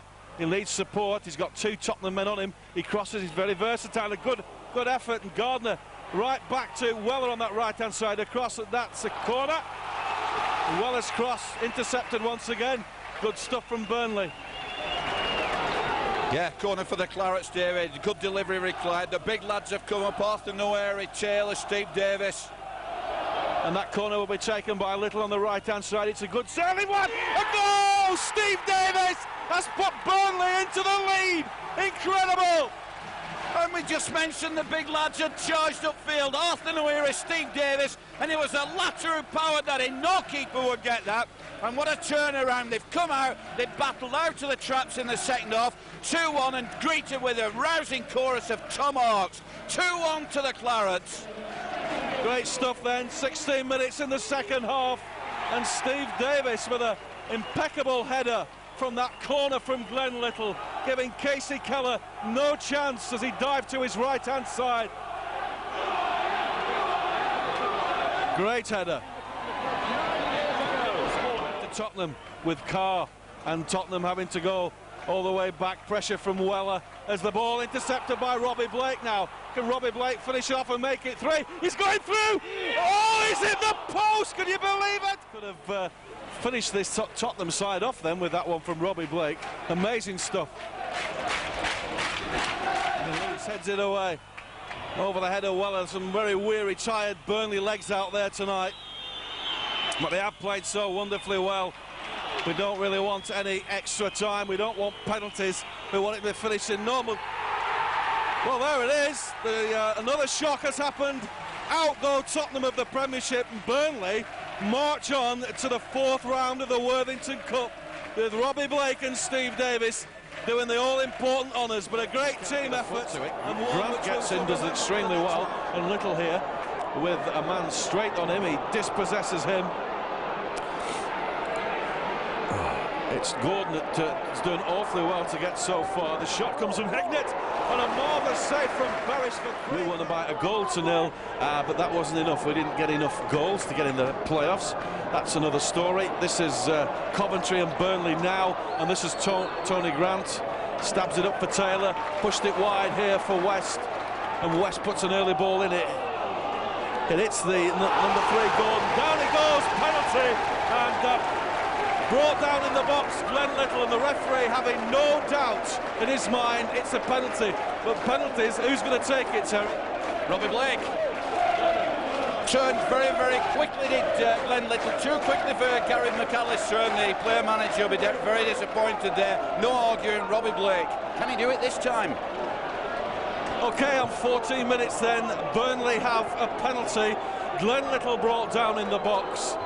A lot of people close their eyes and look away. The Coventry fans trying to put off Robbie Blake as he steps up to take the penalty. 1-0.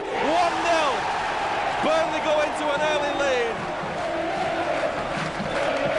14 and a half minutes gone. Burnley 1, Coventry 0. Robbie Blake. Fabian de Beek, no chance. Confident stride up. Few paces to the keeper's left, right in the corner. That's the place to place penalties. 1-0 to the Clarets. And West takes a free kick, whether he's got the 6 yards or not. Colwell, or Konjic heads up there. Grant. Oh, and this is a chance here. Grant. Goal! 2-0. Sonny Grant puts the Clarets at 2-0 lead. A mistake in the Coventry defence, and Bob's your uncle. Absolutely superb goal. Determination, effort, strength. He was on top of that ball. He wanted that, and then he drilled it past the keeper. And Partridge just keeps it in at the touchline. Now, if he pulls it back, which he has done, and Branch is there again, you see, to head, and Davenport picks up that loose ball. Oh, a penalty. Well, Branch slipped, and he caught him as he went down. So a penalty to Coventry. Oh, dear. That's a cheap penalty, isn't it? They've had a few appeals, I've got to give them the due there. Perhaps that's 3rd time lucky.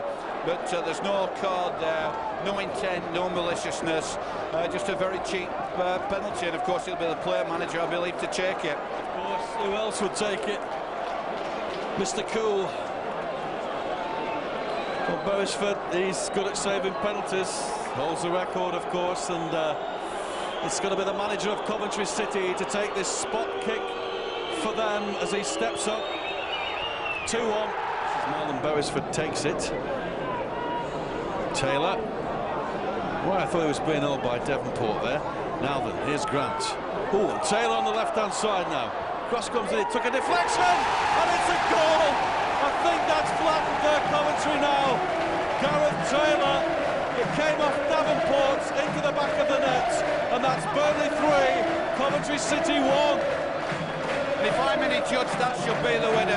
It looked like an innocuous cross reel in, it just caught Davenport, I think it was, looped over the keeper. He was stranded, flat-footed, whatever way you look at it. I'll tell you what it is. It's Burnley 3, Coventry 1, with about 5 minutes left. That should be game, set and match. Well, Stan, the last few days must have been pretty good in the life of Burnley Football Club. They've been smashing. We got through the cup. got a dream draw at home to Manchester United, a draw which most clubs in that position could only dream of. So we've been fortunate enough to be drawn out the hat with that, and we've had a good entertaining match today, and we've come out on top in that. So the last sort of 3 or 4 days have been marvellous. Because it was important, wasn't it, to stop that run of defeats in the league? Yes, yeah, very important. We've gone 12, then we lost 3.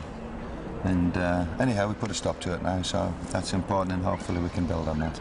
Were you worried after about a quarter of an hour because Coventry made such a positive start, and had it not been for your goalkeeper, they could easily have been 2 up? Well, we would expect that, because they're a very good side, they've got very good players. But I felt we created chances as well, and the proof of the pudding's in the eating. We've gone in 2-0 up. We've had a player sent off. There's nothing to lose. They've come out as big style in the second half, and they got a penalty. It was a penalty as well, and they got back to 2-1. So we were under the cosh a little then. But for some reason that seems to happen against 10 men. I'm not just quite sure why. And then we got the 3rd goal, and then by then it was okay. Now, let's talk a little bit more about that Manchester United game. It was a huge cheer from the supporters when it was announced just before kick-off. Just what will it mean to Burnley? Well, I think any team outside the Premiership, if you draw Manchester United, it guarantees you, more or less guarantees you, full house. I'd be very hopeful that the television would take it as well. Underdogs against the best team in the country over the last few years. So financially, it's massively important to us.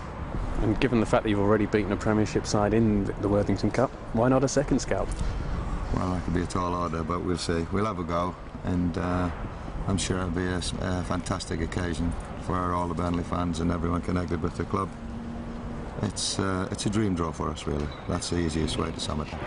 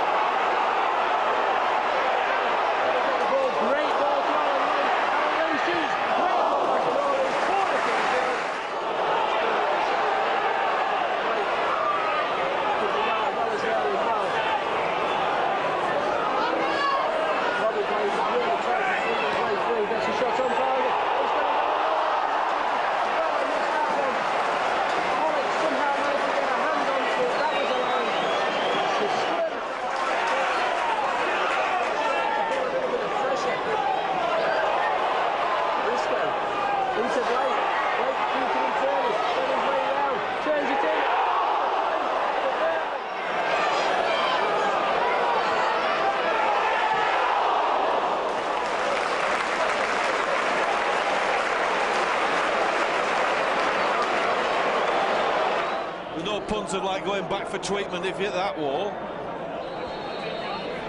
But the referee, he wants it taken again, Mr. Prosser. Flick on, lock volley. Oh, good effort from Blake, and a good save from Green. Great stuff from Robbie Blake, a volley which was very cleverly executed. Corner on the far side, and Kenton comes away with the ball.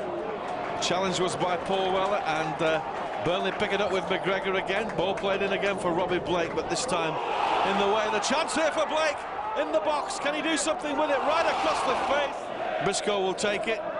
Blake is looking for Little on the far side. It looks like it'll go to Little. He hooks it back in again. Ian Moore leaves it, and Blake now. A shot from Blake.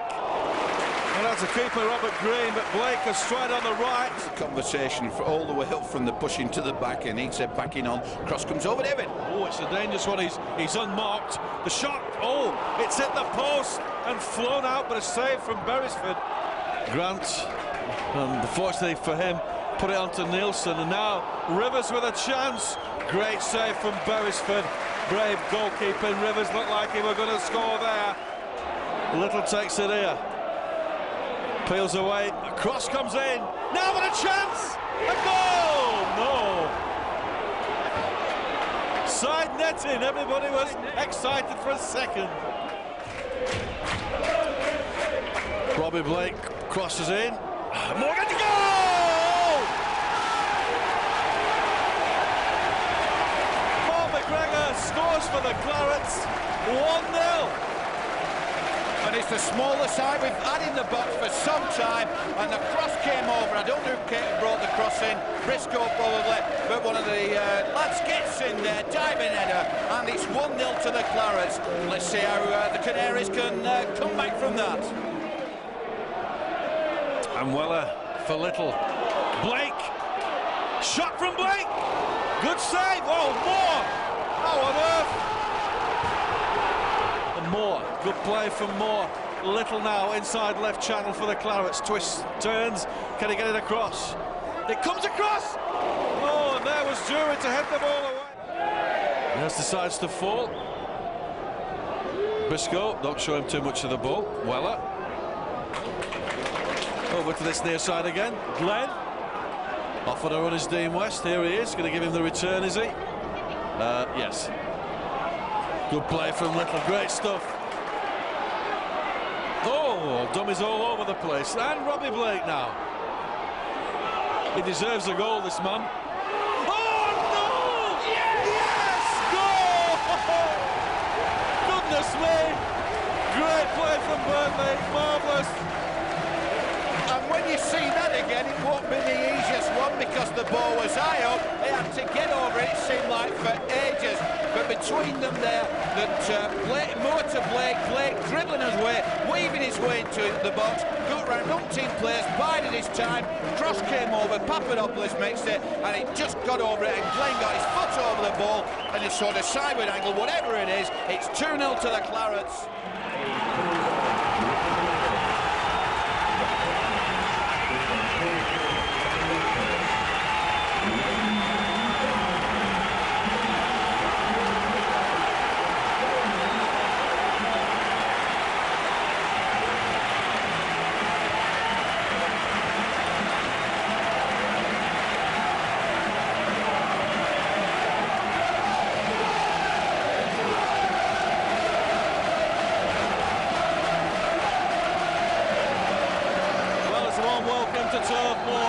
Big match. The last time we played Manchester United in a competitive game was back in 83-84, and the atmosphere is electric. So much so, congestion outside the ground has meant the match delayed by 15 minutes. So we're ready to go in a short while. Talk about the mascot tonight for the Burnley.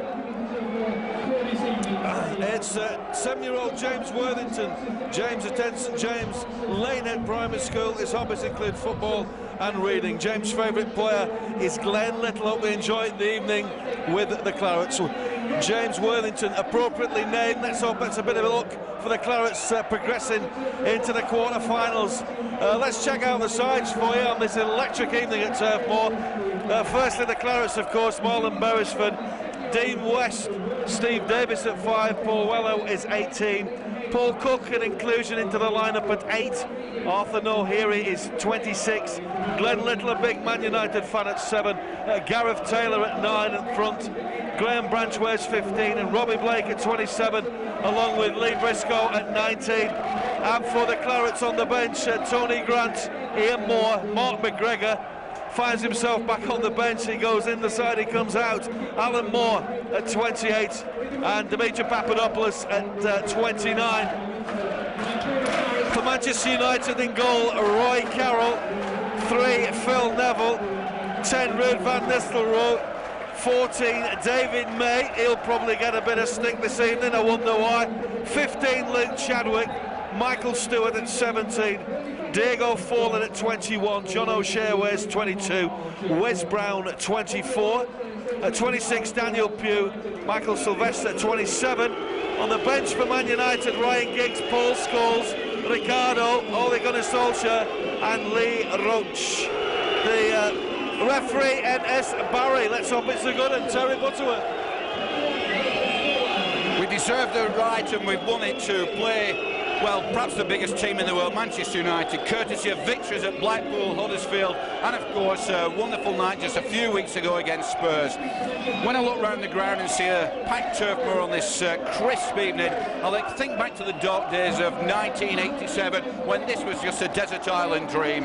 I've seen the chairman in the crowd, and he looks a very proud man tonight, and good wishes, Barry, Mr. Kilby. And of course, I'd like to give a warm welcome, David, to Mickey Phelan, who used to train us down at Haslingden in the West Lancs Leagues, and a great bloke he was, a great Clarets, but I've no doubt he'll be looking rooting for Manchester United tonight, but I think there's a little place in his heart still reserved for the Clarets, and certainly his family over in Nelson, their Stones Clarets, Marcus. Looking forward to it very much. You look at their bench, David, contrasting results on Saturday. We got beat at Watford, they won away at Anfield on Sunday, and yet they've half a team out. It's frightening, to be honest, but there's a chance. Yeah, there is a chance, Terry. Man United in the change strip of white shorts, black shirts, white shirts, black socks and black shorts. Willie Morgan will make the half-time draw. He's a man that's played for both teams. One of my particular favourites with the long shorts. And John Connolly, of course, who now owns the chip shop at Briarfield. There's a lot of connections between Burnley and Man U. Another one, of course, is Colin Waldron, who also found himself at Man United at the end of his career as well. Hammer that one, and that's Briscoe, just skipped round his man. Left-hand side here. Robbie Blake on the left-hand side, pulls the ball across. Taylor just missed once again. Blake and Taylor combining again for Burnley, and still the ball hasn't gone in. That's the second time in the first 10 minutes. There's a lovely bit of skill by Lee Briscoe, let's not forget him there. But Blake on the ball, crossing for Taylor on the deck, and the second time United come forward with Chadwick. Here's Steve Davis. Interception from Davis as he powers forward. Good cross from Davis. Taylor for the arms of Carroll, but a good, strong run from Davis. Crossed over for Gareth Taylor again. Support's coming in west, but Weller's there too.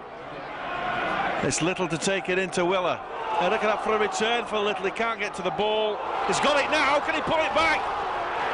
He missed it. And the referee's given a foul, David, before Glenn Little carried on. And good play there, held it up and waited for the opening, waited for the support. Wesker was the decoy runner, went Weller back to him, and Glenn wriggles into the box, and he really wanted the bloke to get out of the way, and then he was into it. But anyway, that's asking more about the monitors for referees. Fallen. And he missed that one. Fallen it was, and the Burnley fans not happy at all about the official's decision on that one. He got it completely wrong. And you said he missed it, but not by much, I can tell you, David. He absolutely wellied it and hammered it, and just wide. Beresford, two good saves up to yet. Under pressure. Little on the halfway line, this time for Robbie Blake. Blake looks up for some options here. He's got that option on the right-hand side. It's Dean West. And West looks up to cross. He does cross. Had a flick past him. Went past Taylor as well. And that was nearly another one. Manchester United have possession here with Pugh. Again, Fallen plays it in. Manchester United come forward with O'Shea. And here's a chance for Fallen, the one-on-one with the keeper. And that's 1-0 to Manchester United. And Fallen, the scorer, coming in on like 36 minutes for Man U. 2 on Saturday and 1 at Turf Moor tonight, and about 35 minutes gone. We'll wait to see if there's an offside decision there, because it seemed to sprint clear, very clear indeed. Coolly took it into the box, and as nonchalant as you like, side post round. Yeah, we'll just look at that one again. The ball played in from the halfway line. Nice, neat ball in. Looking at offside, not offside, and Fallen takes it with Marlon Beresford, one-on-one with the keeper. Well taken goal, coolly taken. Yeah, Wester just guilty, if anything, of playing him on there, but it was a marginal, but it was definitely a good goal. United 1-0 in the lead. A bit of a marathon. And Brown again just plays it forward. And that was a mistake by Man United. There's Blake now. Back for Blake, and oh, shot! Not a bad effort from Robbie Blake, and he got a gift there from Man United, man. And that wasn't far over at all. He just played it through to Taylor. Taylor played it back into an inch or two of room, and he hit it first time, just a couple of yards over, and that might have hit the camera. He hammers it in. Oh, good save. Gareth Taylor's header. A hand came out from Roy Carroll, denied the Burnley striker. Lots of tugging and pushing and battling in the box, and when the cross eventually came in, Taylor won it and brought a super save off from Carroll. 1, 2, 3, ball in. Oh, what a miss, my man. My man is John O'Shea. A glancing header from inside the 6-yard box.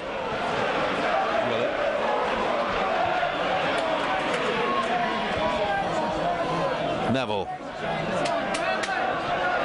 Watched by Briscoe, but Briscoe sticking a leg up at the moment. Chadwick, again with Branch on him. And Chadwick cuts it back. Oh, and that's a nice finish. And you know who scored that, don't you? Gunnar Solskjaer.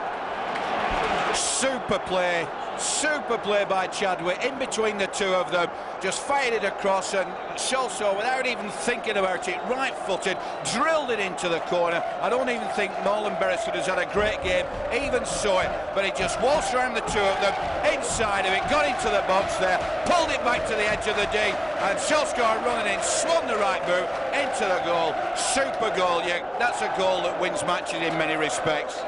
Yeah, hit the roof of the net with that one, drilled it back to Chadwick, and Gunnar Solskjaer just being on the field. That's it, look at that, you can't beat that. And Gunnar Solskjaer now plays it over for Giggs, and Giggs goes, oh, this can he run, man. And Gunnar Solskjaer can shoot from any angle, really. And look at this one, and Giggs to make it 3.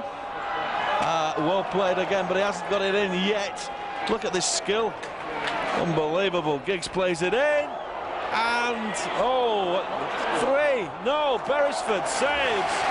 Great save from Marlon Beresford. They were queuing up to score. And we're looking at an exit from the Worthington Cup, as Man United will look to see where they can get in the next round. Here's Gunnar Solskjaer now. Phil Neville and Solskjaer. And there it is, the final score, but proud in defeat, no disgrace for Burnley.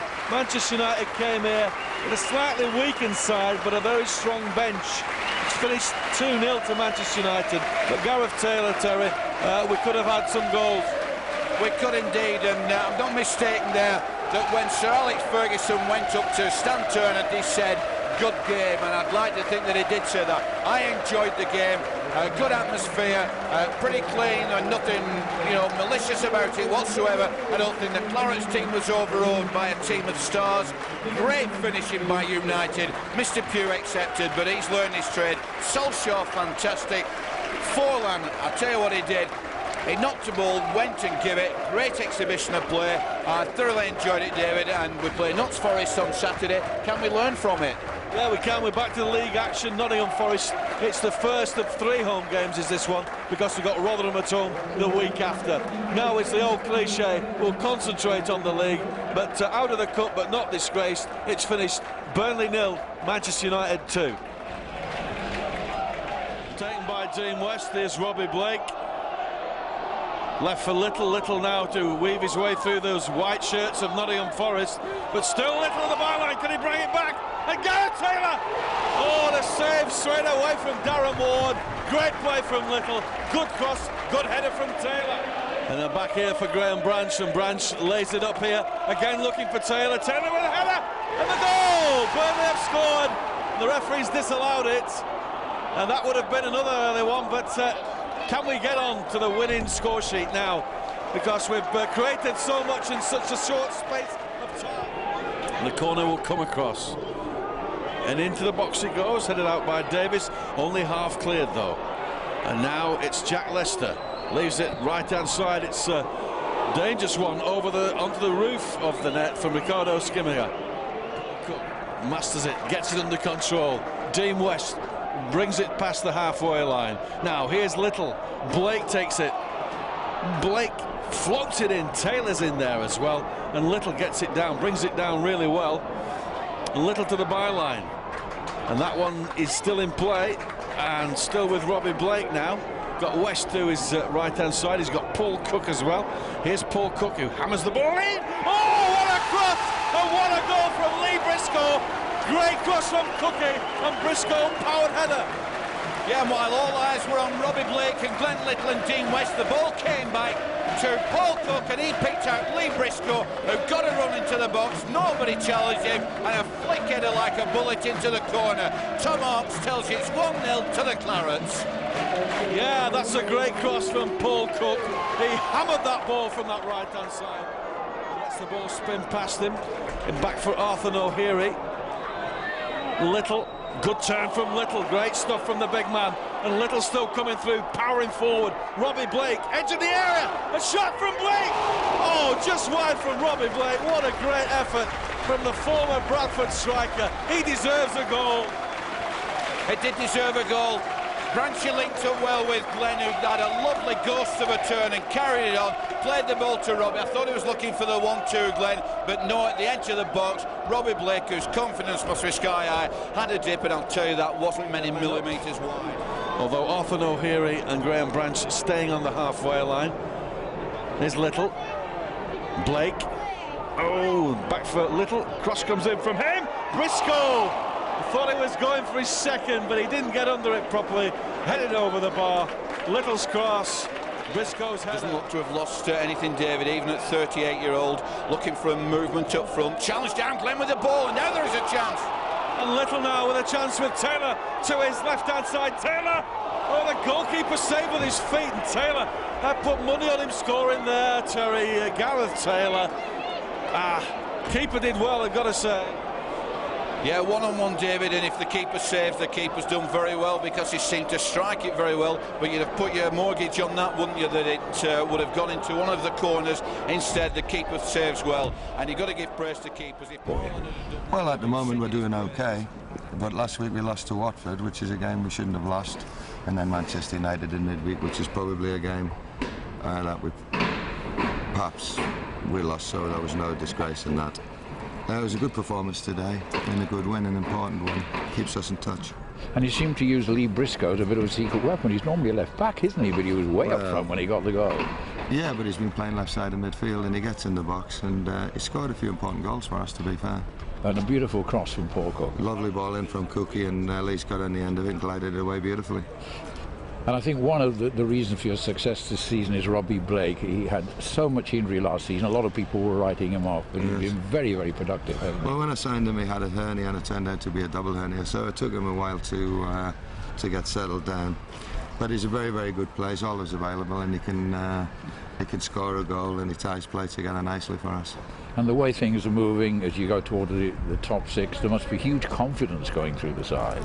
Well, we finished 7th 2 seasons running, and my ambition is to do better than that, which means getting in the top 6. A long way to go yet, but we're giving ourselves a bit of a chance, so we'll see. You made such a dreadful start, now it's coming good for you. Yeah, we lost the first 4 matches, so we'll give ourselves a mountain to climb. But it's a long season, and hopefully we can achieve our ambition of getting in that top half dozen.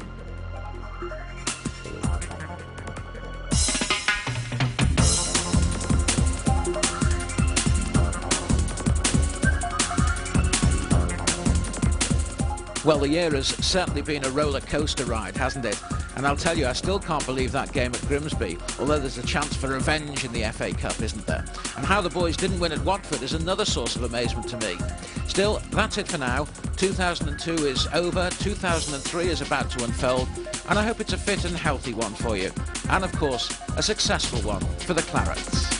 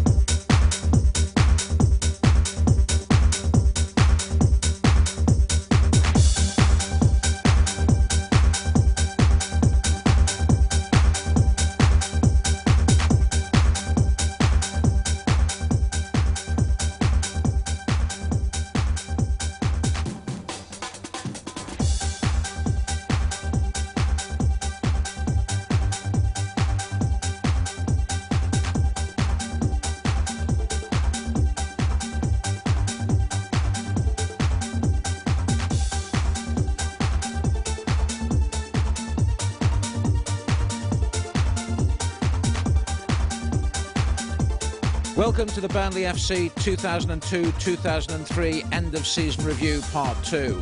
Well, after the awful start to the season with 4 straight defeats, including one of Brighton's few victories all the campaign, the Clarets have steadied the ship and hosted Tottenham and Manchester United in the Worthington Cup. Forgetting that awful August, Burnley go into our second phase of the season, having lost just 4 league games since, and hopes of a playoff place at the end of the term are very much alive. It's been something of a Big Dipper ride so far, but the biggest inclines, the biggest ups and downs, some highs, but unfortunately some bigger lows are still to come. A march to the 6th round of the FA Cup in March, but after that, those of a nervous disability, please be warned.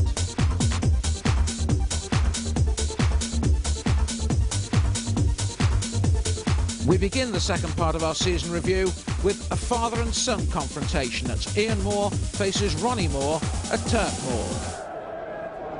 Mullin to take a corner for the visitors. Whose fans are shouting, "Come on, you Reds"? I can tell you they lined that cricket field stand. Mullin, oh, a goal! That's a goal, and who is that man? Number 9, Alan Lee, the former Claret, has put the visitors 1-0 into the lead.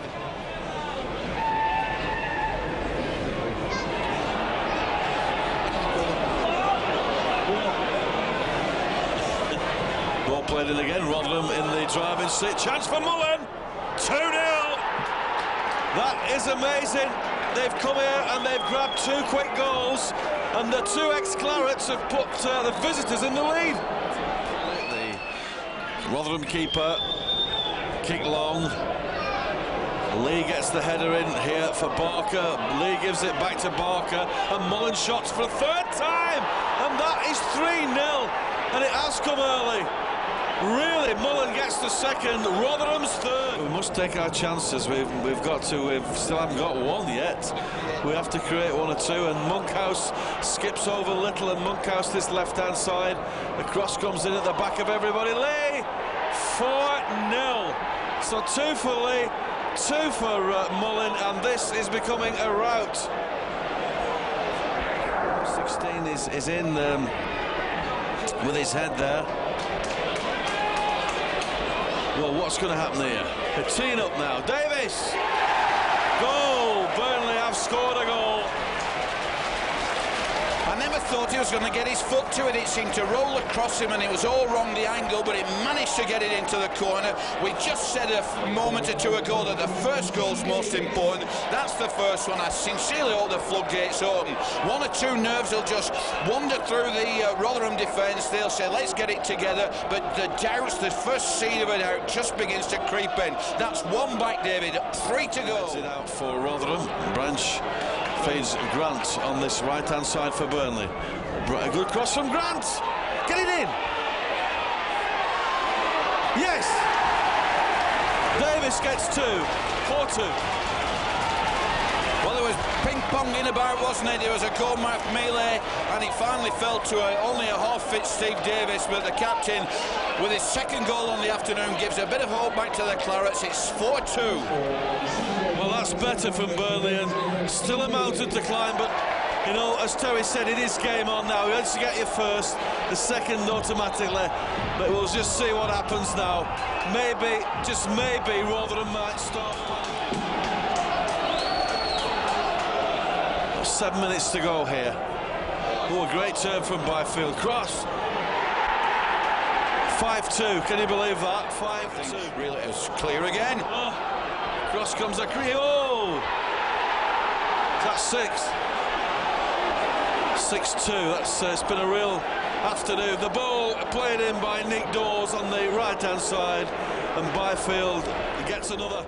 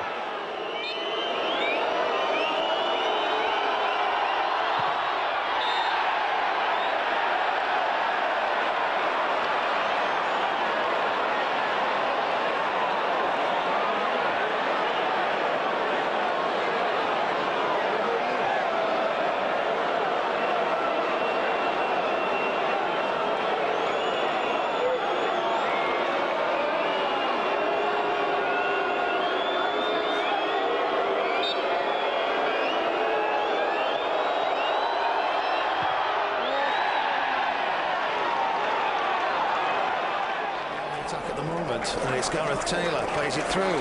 Robbie Blake looks to turn. 2 players in the box at the moment. Blake takes him on, crosses a ball, and it's a goal for Burnley! Gareth Taylor scores! Nice bit of play from Burnley. Ball across from Robbie Blake, who's been involved in everything they've done this afternoon. And Gareth Taylor, header, top right-hand corner of the net, Terry. Good goal for Burnley. And Gareth Taylor there wants every possible mark you can give him out of 10, because he was instrumental in the build-up play, holding it up, beating his man. Perfect ball down the line. Robbie Blake gets it under. Cross comes in. Taylor had made all the run into the box and gets on the end of it. It gave Murray in goal no chance. Dennis Irwin will keep close onto West. Gets the ball back from Blake, and a lovely one too. And inside to West, but the referee lets the play on. West with the ball. Deflection, yes! And another goal for Burnley, Team West. Everybody was looking out at the linesman, waiting for the flag to go up. The linesman waved play on, the referee waved play on, and it's Dean West from 35 yards for Burnley. Burnley 2, Wolverhampton 1. Dean West did probably get the best tackle of the game in there. Burnley looking to break, and it's Robbie Blake with a shot. It's just wide of the left-hand post there from Robbie Blake. Burnley looking very dangerous at the moment, Terry. In swinger, 2, 4, 6, 7 players in the box. That's to the back post. 2 Burnley players. It drops free, but luckily to Taylor, who can't get it clear, and he finds the back of the net. Just turns inside. I'll tell you what it is. The hearts will start fluttering there.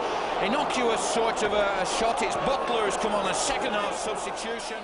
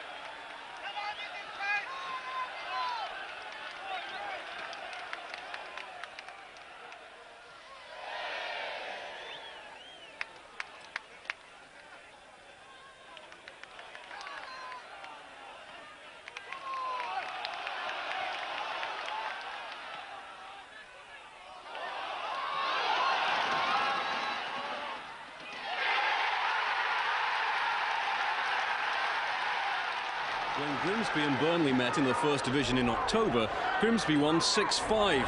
The teams managed a mere 4 goals on this occasion, the first 2 going Burnley's way inside 18 minutes. Alan Moore opened their account with his first goal of the season. And once Paul Weller had fired home number 2 for Burnley, Grimsby's run of 5 FA Cup ties without victory was ripe for an extension. But buoyed by memories of those 6 strikes against their Lancastrian opponents in the league, Grimsby found a way back to Burnley's goal. Ian Cox was penalised for the challenge on Stuart Campbell. Terry Cook, once on Manchester United's books, stepped up to beat Marlon Beresford from the penalty spot. Then, with 3 minutes left, 18-year-old forward Darren Mansaram succeeded with his one-man mission to equalise. His splendid strike earning Grimsby a replay at Turf Moor.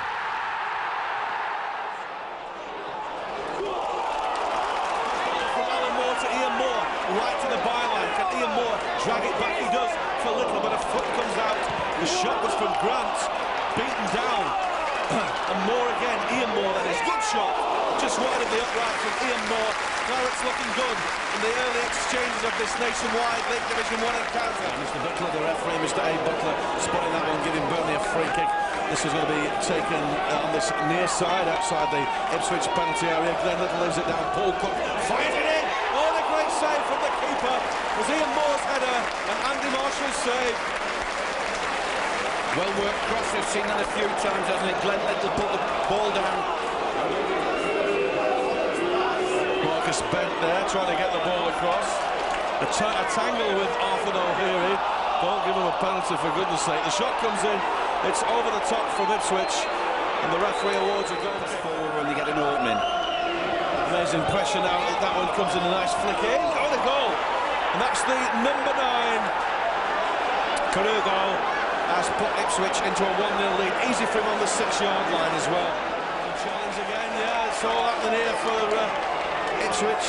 And of course, Burnley need to get another goal. Get a goal to draw level, and perhaps there's a chance here for Robbie Blake. Just wide from Robbie Blake. Good effort again. Good mover, Robbie Blake. Made the space create. Can Ian Moore do something with this? His namesake. Right to the left-hand side. You're going to take him on. Right foot in. Now the chance here for Grant. Oh, he should have hit it first time. It's got over the top. It took a deflection, but really, I think they're trying to walk it in, Burnley.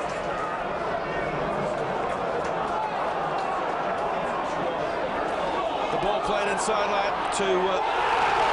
Penalty. Now a chance now, Terry. We talked about the lack of goals, lack of opportunities, lack of shooting opportunities. Now's the chance. Yeah, now's the chance, one-on-one with the keeper, all right. Ian Moore did extremely well, and Alan Moore did extremely well a bit earlier on, but he just had that bit too much pace to flick it away and get away from the keeper. And I've got to say that Marshall did catch him, did bring him down. It is a penalty. Will he convert? That's the question. Well, if we know Robbie Blake as we do, he's a confident man. He's taken spot kicks before, and really we hope he scores, because I can't see Burnley scoring any other way this afternoon. And I said at the beginning of the game, if Burnley got a point out of this, we'd do well with a depleted squad. So Robbie Blake steps up to take the penalty for the Clarets. What a piece. Great stuff. Made no mistake, and I've got to be honest, I didn't expect to see Tom Hawkes celebrate the goal this afternoon. Put it to the left of Marshall. You said it.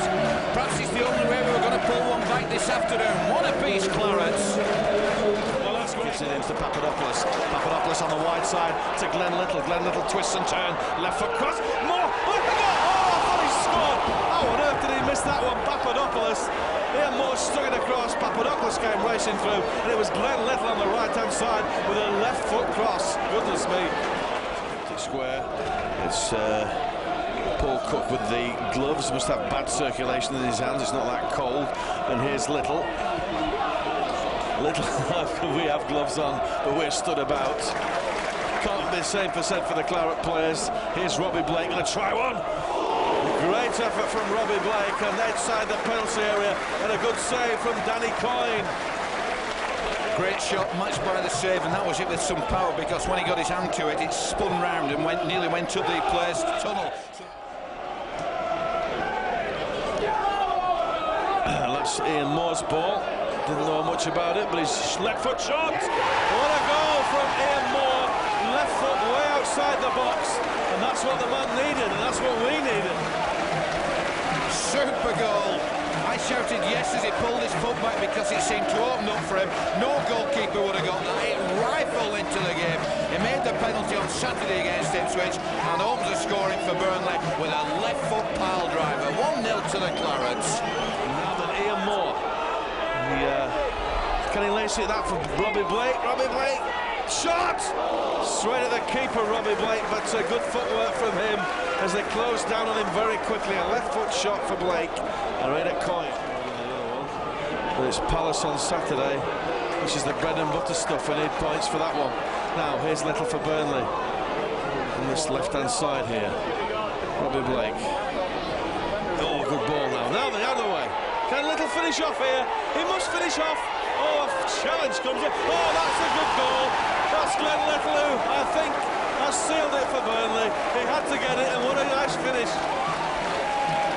Sheer poetry in motion there. Got the ball.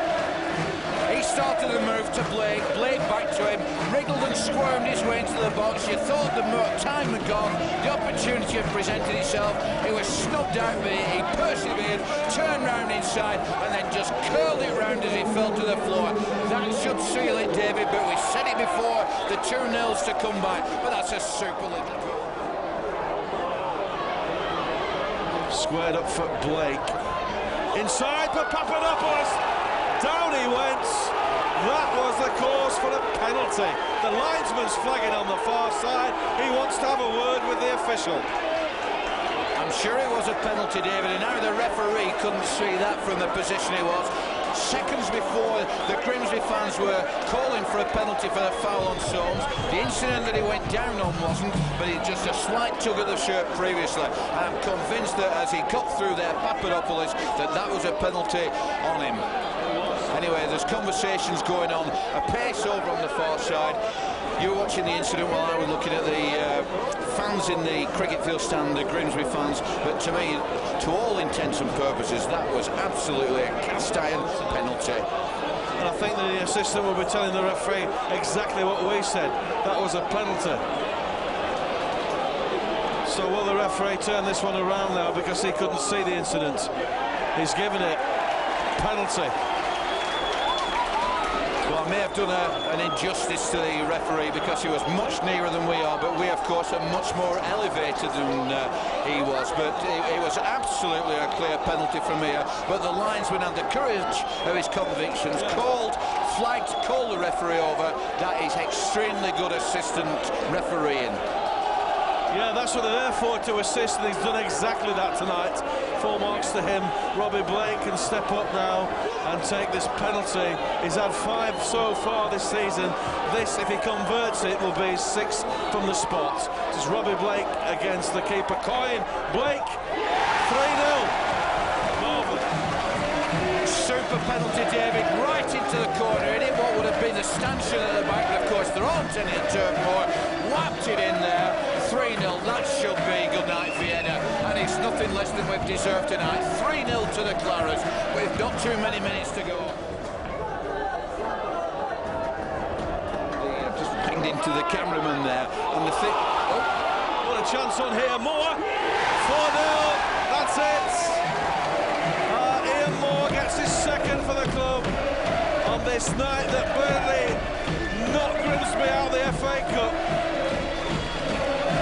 Cool as a cucumber finish, and a man that, with full confidence there, took it on and just slotted it cool as a cucumber, cool as you like, into the corner. 4-0, we said a few minutes ago that should be curtains for Grimsby. At 4-0 with 2 minutes left, that's got to be...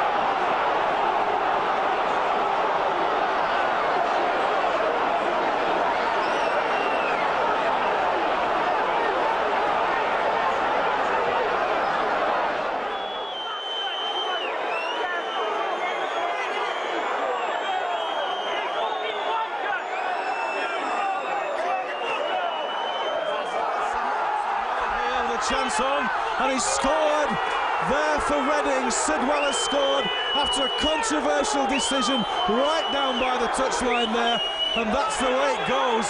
Burnley 0, Reading 1.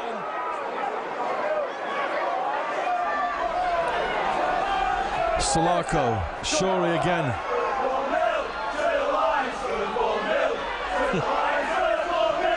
And they're trying to switch play to that far side. The cross comes in hard. Solarco picks it up here for Reading. A shot! The goal from Solarco, and that's 2-0 to Reading just before the break. Exactly what we didn't want. Everybody thought that the cross that came in was not very well played, but it was wide. Solarco was unmarked. We had 3 men sort of ball watching and winger watching. Solarco unmarked at this side, calmly stepped inside and curled it. I have to say, certainly isn't there. Sidwell, the man that got the goal for the Royals in the first half. The cross comes in, Marlon Beresford stretched, and that's 3-0. No messing on that far side, unmarked. 3-0, good night. Paul Cook as well. Dean West has been in a position like this before and scored, incidentally. But we'll see. Paul Cook just looks at him. The unshambling wall appears. Paul Cook strides over it. Dean West hits it. Reflects, get in! Goal, Ian Moore. Pull one back for the Clarets, and that was a great goal, really, because we needed that one. Yeah, the free kick, 22 yards outside. Robbie Cook, Paul Cook rather, just looked to get a go at it. He was just cranked in by Dean West and picking up the pieces which we wanted the Clarets to do. Moore gets on the goal sheet, 3-1 down. It's attainable. Taylor takes it on the foot, pulls it up. Man on for Grant. Grant was practically knocked off the ball, but he kept his feet. And now Gareth Taylor. A shot from Taylor. Played for handball. Down goes the Mayor Moore. Referee gives what? What's he given? Penalty? What's he given? No. Is he given a penalty? He's given a penalty. There's no two ways about it. He's definitely given a penalty. And Robbie Blake's gone off the penalty scorer, so there's added pressure onto Gareth Taylor, I suggest, might step up to Taylor's. Although, I'll tell you what it is, there will be some debates in the dressing room, the press room and every other room you can think of after the game because of the decisions. But it was definitely goal-bound, you have to say that. OK, Dimitris Papadopoulos, who replaced Robbie Blake in the second half. Can he pull it back to 3-2? The Greek international for the Clarets. He steps up, Papadopoulos, and that's the result. He saved it. Well, I'd have said Gareth Taylor, but never mind. And perhaps your Clarets. Murty's ball played in once again, but can Burnley get all this? Solarco plays it over to that far side now for Reading. Watched by Glenn Little, very deep at the moment. The Burnley winger cuts inside. Arthur gets the foot to it and does well. Oops. Whoa. Down goes Arthur Nohu. He's hurt himself. Penalty. I think it'll be a penalty and he'll send him off. Well, that's Marlon Beresford. Yellow card. Thanks, Faithful. Grateful for that, but it is a penalty, of course. Could be 4-1 this one. Go. Oh, good save. Can he get him in? Oh, unbelievable. What an afternoon for Burnley. Really sums the whole darn day up, doesn't it, eh? What? Right there, they've been in this first division for a while now. So another tough game coming up, but Burnley seem to do quite well away from home, Terry. Yeah, they do, and I think, David, he'll have to improve the performance, and that's unlucky by Arthur Cleary, if you will, there, because it really did hit him. And it's clear. This is the 5. Oh, a good save from Beresford, and that's the 5 goals again. Burnley have conceded. The luckless Clarets, it really has to be said. Henderson wipes it up, gets the 5th. and that is a definite good night. And the Burnley fans in the James Hargreaves stand get up in masses to depart from the club. Amazingly so it is. It's Ian Moore. A bit embarrassing, to be honest. Now then, Papadopoulos. Chance here for West, who hammers that one. Good ball from Dean West. 5-2 to make it more respectable. Pick that one out and take your time in doing so. And he hasn't picked it out yet, but West struck that like a thunderbolt. It adds a bit of respectability to the side. Too many of the lads today were below the standards they set themselves for some inexplicable reason, because we've been doing extremely well. We've been on a 7-match run, and today was very frustrating for us. Do you think the game could have hinged on 2 penalty decisions? A lifeline thrown, perhaps? Well, it's possible, you know. I mean, when we got to 3-0 down, and of course we got 1 back, then we had the penalty, which might have made it 3-2. But the keeper saved it, and they went on and they won well in the end. How do you pick this team up for next Saturday, Coventry? Oh, they'll be all right. They're a good set of lads, and the circumstance today was that, as I've said, we had too many players way below par by their own standards. I need to get the skipper back and Weller fit, and perhaps a lone player, something like that, because we're a little thin on the ground at the moment. But I'll pick them up. They'll be fine, and they'll pick themselves up, and they'll be as disappointed as the fans and I am about the game. But we just seem to throw one in every now and again for some unknown reason, because the preparation's been good and everything leading up to the game was fine. So we need to get a move on.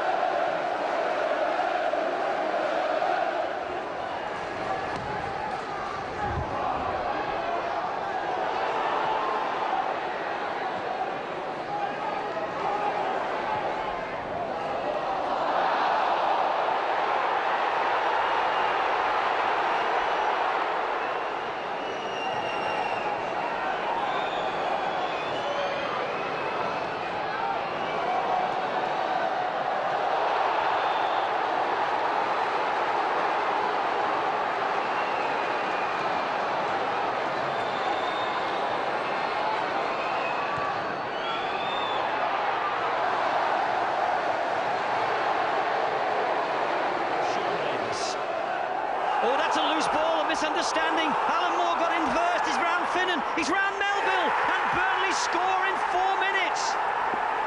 What a start for the Division 1 side. A poor ball by Sean Davis, but Alan Moore, the former Middlesbrough player, with too much pace for them. Saba out wide, where Harley and Malbranc combine. Headed on. Here's Sahar! Oh, he took it so well. Just couldn't find the top corner. Melville with the free kick. Cox, who hooks that out. Here's Malbranc on the half volley! Fulham a level, right on the stroke of half-time. And that is 2 exquisite touches by the Frenchman. It was in as soon as it left his toe. Fulham doing much better in this second half now. Inamoto. And Malbranc slips his man again. He gets away from West. Has a good look up. Malé! Oh, he took it off the toe of Sean Davis, who might have had a better view of goal. This free kick gives Burnley a bit of respite. Down as far as West, just pumped back in. Taylor. Briscoe! Oh, he needed to strike that more firmly. It was Boulder's shot in the penalty area. Perhaps he found Marlon very much in the centre goal there, Terry. Yeah, I'll hand over, David. Alan Moore. Alan Moore's in again, was for Burnley's chance here, a goal, Ian Moore, marvellous stuff. From one end of the field to the other one, they had a chance, Alan Boulder didn't take it, the ball came upfield, Ian Moore to slap up the chance after the rebound came through from Alan Moore. We haven't played many minutes, but it's Clarets 1, Derby County 0. As Clarets move up on this right-hand side, Dean West with a throw-in, looking for a few options. He's got Lee Briscoe into the box, but full-back Zavano, a chance here for Grant, cross the fade, Taylor! 2-0! My word, this is good stuff from the Clarets. 22.5 minutes gone, Burnley 2, Derby County 0. Well, Zavagno, no wonder he's down on the floor there. What a bad mistake, dispossessed Grante, had a look up, chipped it up, and it was that man, Gareth Taylor, with his head. Burnley 2, the Rams 0. Bad defensive mistake, that. And West is over on that far side. It goes straight to the front man Taylor. The header up, Alan Moore gets in and shot. Cracking effort from Gareth Taylor, left foot driver from the Welsh striker.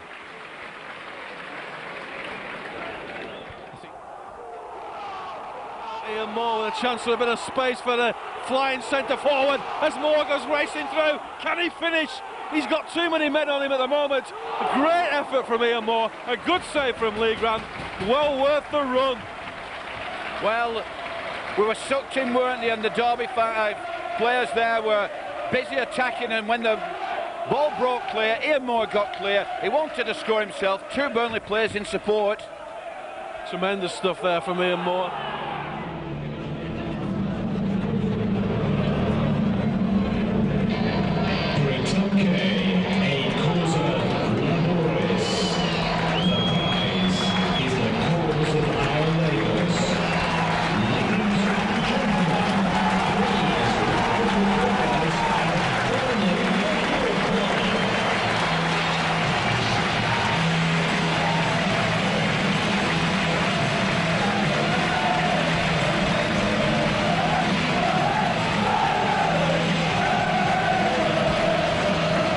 Welcome to the FA Cup 5th round replay against Fulham here tonight at Turf Moor.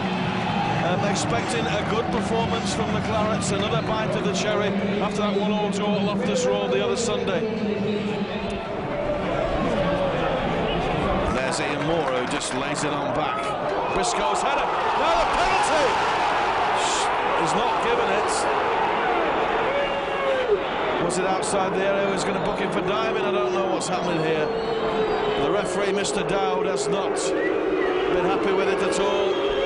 He's booking Ian Moore for diving. That's the only thing that's in our minds at the moment, Terry. Well, he pushed the ball between 2 players, and when I saw him push the ball through 2 players and go for it, and I think I said penalty straight away. It just certainly looked a penalty, but I think you might find there that the referee may have got that just about spot on. Very little contact, there was slight contact. And Alan Moore for the Clarets there. He scored the goal down at Loftus Road. Alan Moore, great ball through, was being held. Ian Moore, and the ball taken off him, he was being held. But he did break through. It was a super ball, Terry. Super ball, good running off the ball. He definitely held him and pulled him back. The referee must have thought advantage played here, gave the advantage there, and he finally won the ball, which was comfortable. But there was no doubt about it, before he won the ball there was the pull. Back. Cross comes in, a great cross. Taylor nods it down, runs away from Grant, and that one out for a goal kick. Exciting stuff. Good play from Burnley on the right-hand side. I think really that Grant thought that the man was going to win the ball, and when he didn't there, it just took him slightly by surprise. But even Stevens at the moment, they're showing some class, and we're absolutely throwing everything at them just to try and get the other goal. Ian Moore's got to be careful, but he just sits in. Man can latch on to that one. Falls to Grant on the right-hand side. Cross comes in from Grant. Briscoe! Goal! Gareth Taylor! What a goal for the Clarets! 26 minutes gone. Briscoe's neat flick, and Taylor finishes for the Clarets. Cross came in from Brian West. He said, I don't want possession because I'll be offside. The ball came in, super cross. went to get it, missed it over his head, and Taylor was on the mark to plonk it into the corner. 1-0 to the Clarets. So the lone striker has scored for Burnley. He's done it again. The Welshman, as we look on this one, Grant's cross. Briscoe flicked it on, and there it was from Taylor.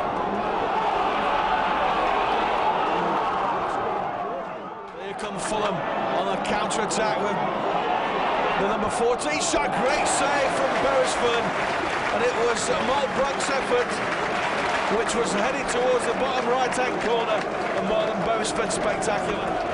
Yeah, Malbrook, the scorer the other Sunday down at Loftus Road. Beresford to his right, punched it away, and out of arm's reach. Nobody could rush in there when it was on the bar. Way outside his area. Long ball for Taylor, but not found. Dean West picks it up for the Clarets. Bumps it forward. Ian Moore, can he get there? Oh, it's 2-0! Ian Moore has made it. Burnley 2, Fulham 0, an out straight leg, and that man is so quick. You said, can he get there? And he most definitely could. Ball came over, flicked over, in that no-man's land position that keepers absolutely hate. When they shall I go for it or not, at the superior speed of Ian Moore, just gets there just in front of Taylor and into the centre of the goal. 2-0 at half-time. Who said the Clarets wanted half to finish? Well, that's great news for Burnley fans everywhere.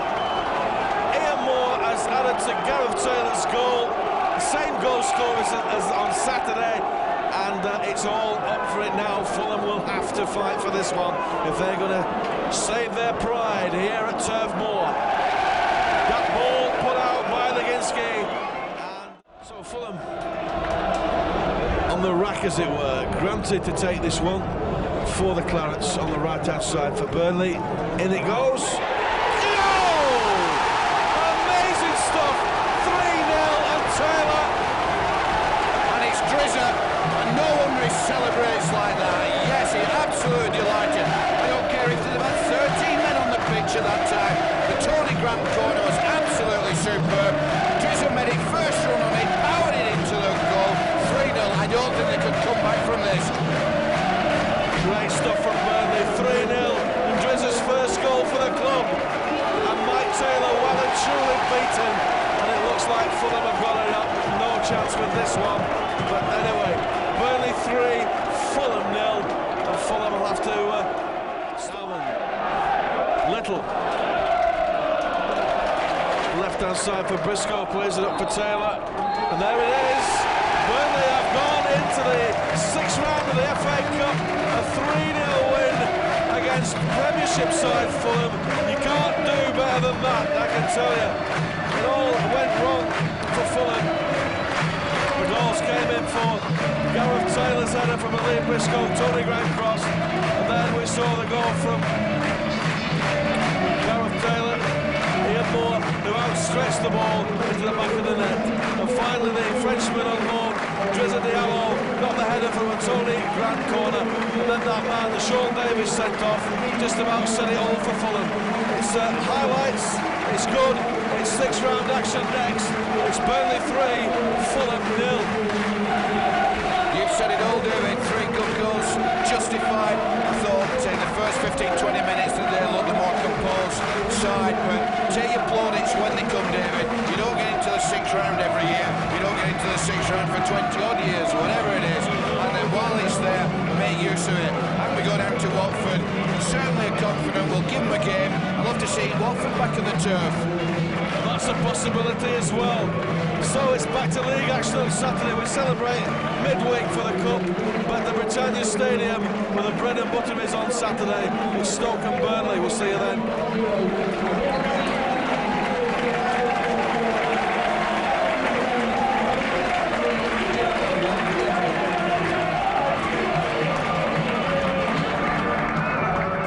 Stoke moved themselves off the bottom with their midweek win over Walsall, but they were out of luck against informed Burnley. Chris Greenacre's effort was chalked off, and 11 minutes into the second half, the visitors scored the only goal of the game. These are happy days indeed for Burnley supporters. Dean West's excellent strike, his 5th goal of the season, made it 9 points out of 9, And they've got an FA Cup quarter-final at Watford to look forward to next weekend. Stoke 0, Burnley 1. Burnley boss Stan Ternant's calling for a rule change after this 1-1 draw at Millwall so that teams can use 6 substitutes instead of 3 in a game. Ian Moore put the Clarets ahead. Eventually, they could have key defender Steve Davis back for Sunday's Watford FA Cup quarter-final after he came through a reserve game midweek. Millwall left it late for their equaliser. Richard Sadley is fit again and got the goal, but Stan Ternant was furious about it. He claims it was offside. The referee didn't give it, and Ternant felt that summed up one of the worst refereeing performances he's seen this season. Steve is Dean West. Decent delivery as well. Taylor knocks it down, and there was a foul. Wouldn't have counted anyway because Taylor was leaning down on his man. So a free kick in a promising position for Burnley. Lee Briscoe. And they're all piling up in there, but the referee spotted another infringement. Been a few of those already. Here's Cox. Taylor. Ian Moore. Son of Ronnie, the Rotherham manager. Ian Moore looking lively. Oh, that's not a bad cross either. And Lee Briscoe had advanced into the box. Stephen Glass then to deliver Watford's corner, and it's a cracker, and Gareth Taylor took it away from all comers then, including his own keeper. Probably did the right thing because it was about as much into the danger zone as you could get that one. Watford are certainly getting a chance to pump some balls into the box. Ardley takes the free kick. Helgeson helps it on, and it's up for grabs as Cox came in, and Gareth Taylor is doing his bit in defence. Here's Neil Cox though, and Graham Branch, despite being hounded by Gavin Mahon, is able to clear. Watford try again. The presence of Gareth Taylor in his own penalty box proved to be vital then. He won a header there, and he won another one there, and also got involved in that challenge, which put Neil Cox off. Neil Cox. And Paolo Venazza had a dig from distance. It was always looping over. Well, most of the corners from that side have been taken by Stephen Glass, but not this one. It's Neil Ardley who delivers this time, and Helgeson rose. Well, he's good in the air, not bad on the ground either, it must be said. Short corner between Ardley and Venazza. Ardley sends it in, and it came to Smith. Didn't really catch it right. Here's Marcus Gale.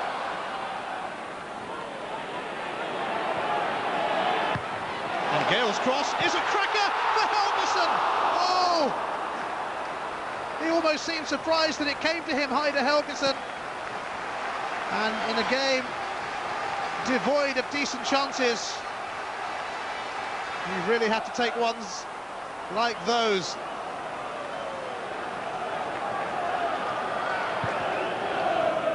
Dean West with this throw. Now Lee Briscoe. And Briscoe has sent it across, and Glenn Little, well, his first touch. Now that would have been a story if that had gone into the top corner. Glenn Little just on in place of Alan Moore.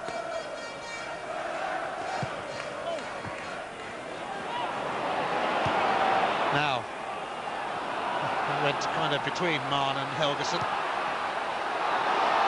Here is Gavin Mahon though.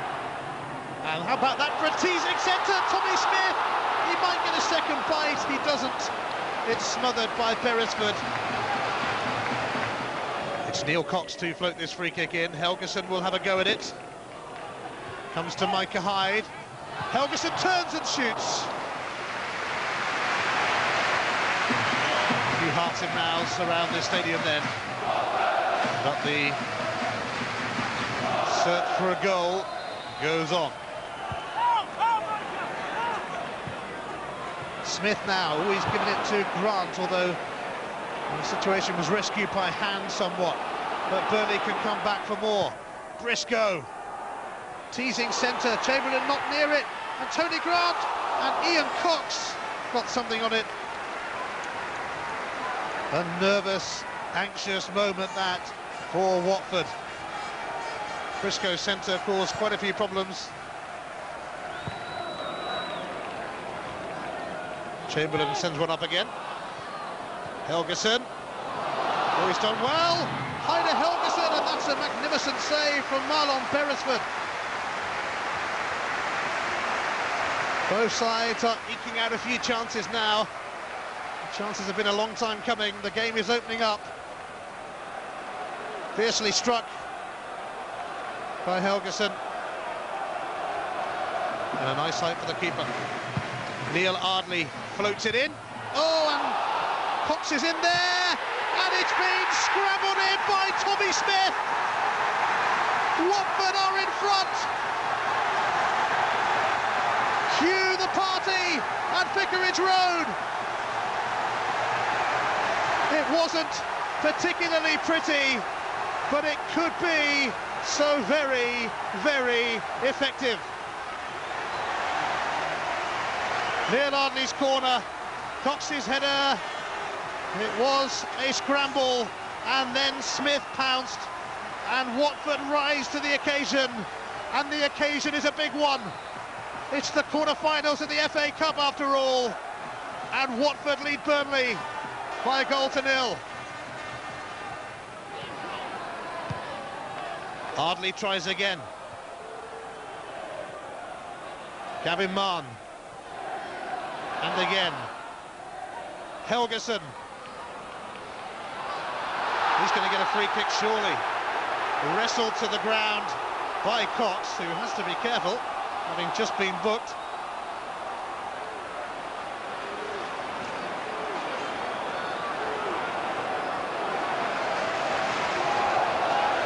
This could be one for the left foot of Stephen Glass. Marcus Gale also standing over the free kick.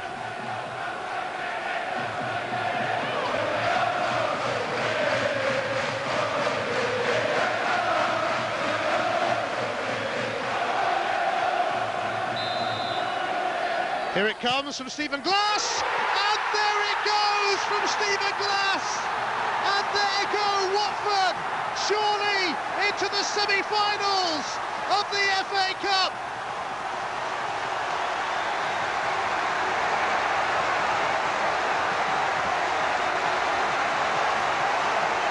Watford are living the dream now. Bang, get in there. Beresford got his fingertips to it. That's not enough, and that could be a clincher, and that could be a place in the last four of this oh so famous competition for Watford FC.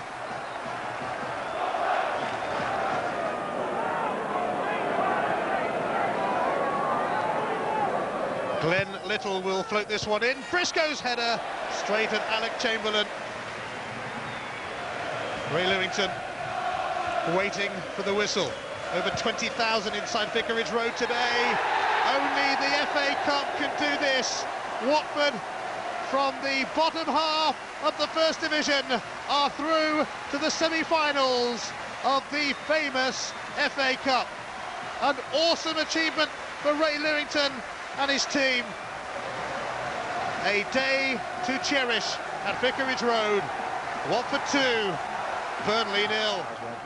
Must be one sort of down dressing room because they gets are so close. very upset in there, and but that's only natural because they care about it. It's their livelihoods, and unfortunately our name wasn't on it today.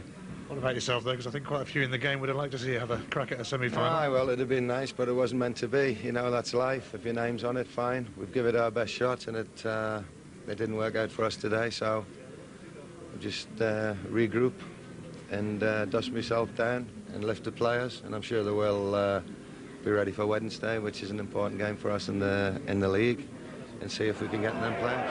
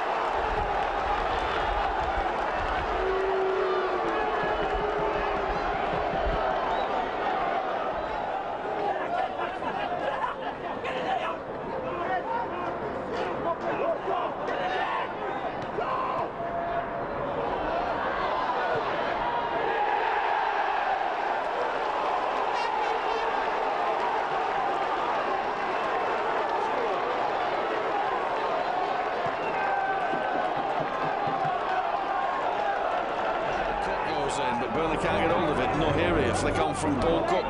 Now Robbie Blake down on the line to Paul Weller. Well, an inside ball here for Ian Moore. A shot from Ian Moore, a good effort from Ian Moore. And he grasped on it at Ian Walker. Well, that's more like it from the Clarets.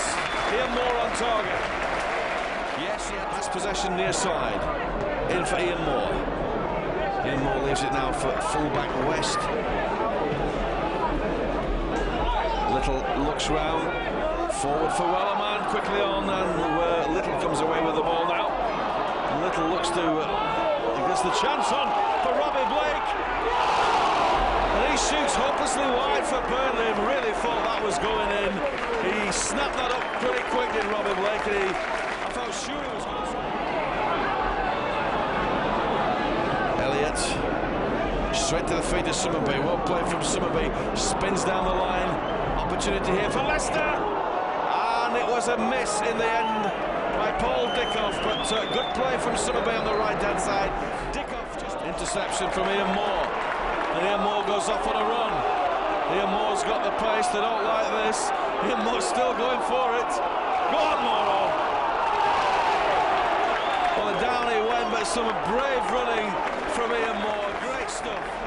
Was off the line, really. That corner, as Terry mentioned, very rare, about to come in. Oh, no. Where's Scott that goal? Well, goodness me, it's Benjamin. Has scored for Leicester, second half substitute. Oh, if we see that again. Corner comes in then for Leicester. Oh, what was that? As then you said, the second corner resulted in a second goal. Davis plays it long forward. Papadopoulos, can he do something with this? Been a free kick. Papadopoulos went down very quickly. So edge of the area, dangerous one for Leicester. Can Burnley get a consolation, Terry? Of course we can, David, and if they get the requisite 10 yards, at the moment there's not one there, and they brought every man back. They want to keep it extremely tight. Don't give us a sniff, that's what they'd be saying, but find one on target, hit that net, make Walker save, and take it from there, and lads have got to be very quick in here to keep on side to pick up any pieces. So the shot, was it going to come in now from Steve Davis? Just left the right hand side. No, he left it. Crossed in. Goal! Papadopoulos. Pull one back, Clarets. Little too late, I don't know.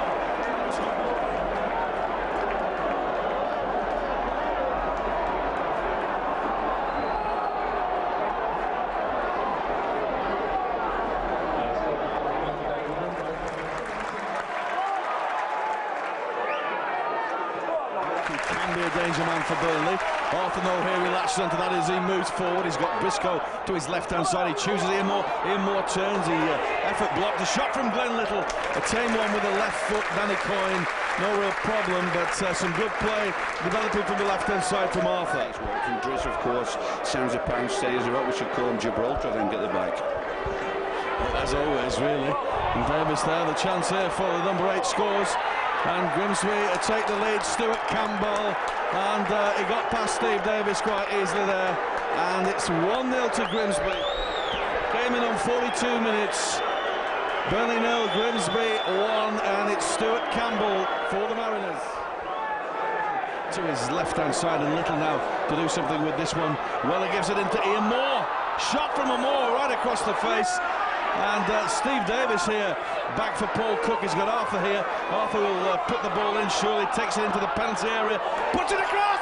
A goal! The linesman's flagging on the far side. It will not count. It's been ruled out by the assistant, but Moore had got onto the Arthur O'Leary cross. And I think the ball was a bit... So Glenn Little again to take this corner for the Clarets. He hammers it into the 18-yard area. Davis is down there! And that's a goal. And that's Alan Moore. We were saying about him putting his mark on the game. He's just done it. And Steve Davis can consider himself redeemed for the mistake which led to their first goal. Corner came over.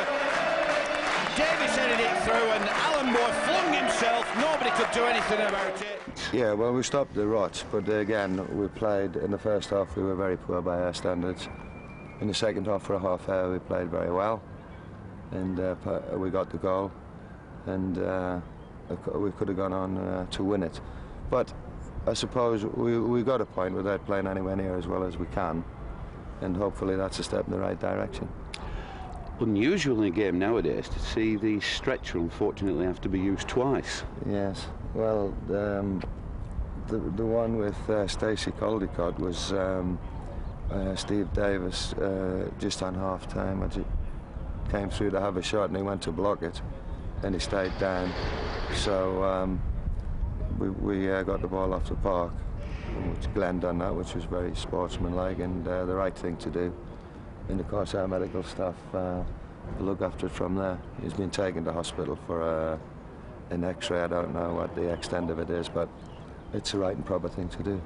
I can confirm that Paul Groves, the manager of Grimsby, said he has indeed broken his leg, and he'd like to thank Burnley Football Club for every assistance that they gave to Stacey Caldicott. Well, that's nice of him to say so, but I mean we would expect that would happen in any ground really, but I hope he makes a quick recovery from it. Alan Moore's contribution on the field 12 minutes, yes. Strange. Well, he done really well and he got a good goal for us, and we were doing well then, and of course he's done his hamstring, he pulled a hamstring, so he had to come off, and again the balance of the side with the players I have out and other bits and pieces of things, it affected us again, so Ian Moore had to go and play on that side. He was naturally left-sided and things like that, dimmy up the front. Well, we got a point, so I suppose we've got to be grateful for that. Chance of 3 points on Tuesday night against Bradford City, and well, perhaps hopefully. Gareth Taylor back in contention. Gareth's available, so he'll certainly play. He too gives the ball away needlessly for the Clarets, passing very, very scruffy at the moment from the Clarets as Bradford are looking to open things up here. We've had 5 corners from them in the first half, and they're still attacking the Burnley. The goal here, Jurgensen, and was that headed out? That's given, that's the goal. Jurgensen has scored for Bradford, and a great cross from the right-hand side, Terry. And he dispatches long for the Clarets. Trying to get Robbie Blake, Weatherall's there, Branch for Little, left-hand side, man on straight away, Blake gets the ball, gives a return to Little, and Little does extremely well, into the penalty area, Little, twists one way, then the other way, shot from Little just past the far post, really good, spectacular stuff from the big man, Glenn Little, perhaps he's back on form. Lovely interchange of play between Blake and Glenn Little. Sidesteps his men, get into the box and picked his spot. He could have let it go first time, but he didn't. Second chance, he aimed for the far corner, and that was a whisker of paint away. Again trying to find Blake. Little, forward for Blake. Blake does well, wonderful stuff from Blake. Can he finish? Can he finish? He's shot against it, that's a goal! That's a goal from the poacher, Ian Moore. Not given it. Offside, we just were critical slightly of Robbie Moore being too intricate, but that time he got it absolutely right. Turned inside his man, saw the opportunity, got the shot away. Goalkeeper could only parry it. It came through. Up to the near post. Davies heads away for Burnley, headed on by Ian Moore, and it's only half cleared. Yulin Beek does really well. Back to the back post. Oh, it's just past the post. And that was a golden opportunity for the Bantams to take a 2-0 lead. Ian Moore heads it down for Taylor. And Taylor this time manages to find West on the right-hand side for the Clarets. And West runs up here for Blake. Blake with his back to goal. And trudges off up team challenges. He's still got a chance to get in the ball here, Robbie Blake. And does extremely well. And Robbie Blake shots wide. Visions of the goal against Tottenham Hotspur. Robbie Blake, no right to win 2 or 3 of those challenges and tackles, but he did do. Again by Beresford. Ian Moore keeps that ball in play, and it's taken away from him. And away go Bradford with Paul Reed. And a chance on here for the second. As he pushed it too wide, he hasn't.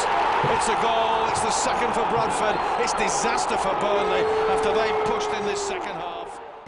OK, settle back for one of the craziest games of the season. 9 of the 11 goals came before half-time. 13 minutes on the clock. Wayne Brown put Watford in front. Would the Hornets now shut up shop and hang on for a 1-0 win? You must be joking. This, of course, was a repeat of the FA Cup quarter-final, which Watford also won, without having to score 7 times. Gareth Taylor made it 1-1. Now, when it comes to ridiculously high-scoring games, Burnley have produced a shelf load of video nasties from this season. Burnley 2, Rotherham 6, Burnley 2, Reading 5, and September's comedy classic, Grimsby 6, Burnley 5. You'll notice the Clarets always end up on the losing side. Manager Stan Ternent said afterwards he didn't know where to begin. In the first half, the Burnley fans didn't know where it was going to end. Micah Hyde, Neil Cox, and then Michael Chopra made it 4-1. Incredibly, after just 29 minutes, some Burnley supporters started to leave. Who could blame them? They'd seen it all before. The roar from Steve Davis's goal, though, might have tempted 1 or 2 back. There certainly is some gloom around Turf Moor at the moment, not just because of a poor recent run of results, but the fans are angry that the club have allowed one of their star players, Glenn Little, to go out on loan to Reading until the end of the season. Taylor's second header reduced the deficit to 4-3, still following, but only for 60 seconds. 19-year-old Chopra, on loan from Newcastle, was to be the star turn of the afternoon, this the second of his 4 goals. Meanwhile, Watford youngster Jamie Hand has been called into the England under-19 squad to face Germany. Clubmate Anthony McNamee is on standby. Spare a thought, though, for Gareth Taylor. Can any player have scored a hat-trick at home before the half-time whistle and still be part of a team that heads to the interval trailing? He wouldn't even get the match ball. Burnley defender Earl Davis has extended his loan spell at non-league Southport for another month. He was glad to be absent for Saturday's embarrassment. Just 2 goals to report in the second half. Chopra scored Watford's 6th and the 7th. Despite his loan deal, he is available for the Hornets FA Cup semi-final this weekend with Southampton. The teenager has played for Newcastle in the Champions League this season, but without scoring. Burnley a little easier than Barca. What a game. Burnley 4, Watford 7. Just schoolboy RS defender, just ridiculous. Just ridiculous. Certainly nowhere near good enough. Whatever reasons, whatever handle you want to put on it. But I'm just lost for words with that one. Big game coming up on Tuesday. Yes, Lancashire game. Well, the one thing to say is that when you've had a result like that, we've had a few of them this season, we'll need to get playing again quickly. So hopefully we can turn it around on Tuesday. Very difficult when you haven't played for some time. West with the free kick for Burnley. Davis is up there. That was a foul on Davis, surely. And Ian Moore there, who hoisted up to the back post. Davis heads it on. Taylor shot. Block. Shot from Weller. Just wide from Paul Weller. Better from Burnley. Better. Wide. It's West to cross in, but the keeper will punch at that again. He's obviously not too happy about catching this keeper, as Briscoe will play it in once again. Oh, the header! Oh, the great save from Lucas! Goal! Papadopoulos! Come off the far post! Unbelievable! A wonderful save by the goalkeeper, first time round, and then the ball came across. Papadopoulos, we thought he won't get it, he did get it, drove it across the goal, and somehow found the inside of the post, and came back across. 1-0 to the Clarets. Not long before half-time, David. Super goal. Hold it now. Keep it tight to half-time. Now that a free kick for the Clarets. Lee Briscoe steps over it. Blake will take this one for Burnley. Hits it first time. It's a hard one. A goal! What a screamer! That is some goal. Comes in from Robbie Blake. And that is quality. That's what you pay £1 million for. Beckham must be worth 35,000. He does it regularly. But Blake there, he looked, he came again. He had another look. He thought, I spotted the gap. I'm going for it. And he found that gap. Lucas, no chance. Blake with the free kick for Burnley. Can they get a 3? Oh, he's at the post. Goodness me. That could have been the 3rd for the Clarets. Great stuff from Burnley. Seems to take an age, and Alexander shoots! Saved again by the Burnley goalkeeper, Makopoulos. Great cut, great shot, great save. Alexander. Far side for Preston. Ball played inside to Cresswell. Oh no. Another foul, this time by Graham Branch. Free kick again to Preston. Out just outside the Burnley penalty. Quickly taken one. Coplas is there. Well, the performance was good, and we got the clean sheet, and I thought we fully deserved the victory. You've asked for the rub of the green, you'd like a bit more of it. We may well have got just a touch of it. I believe so. Someone said that the shot had hit the ball and gone over the line. From where I am, I don't know. But what goes round comes round. They give a goal when Drizzer headed it off the line against us a couple of weeks ago, and anyhow, we had that break tonight, so I'm happy about that. And fans happy with the victory, happy in the Lancashire Well, derby? I think so. If you win the derby match, you know, that's important to us, and we played really, really well. So they competed well, the lads, and all credit to them, because it's been a difficult past month or so for us since the quarterfinals, since we lost in the quarterfinal of the FA Cup. So with injuries and one thing and another, players being away on loan and all the rest of it, it's been a good night all round for us.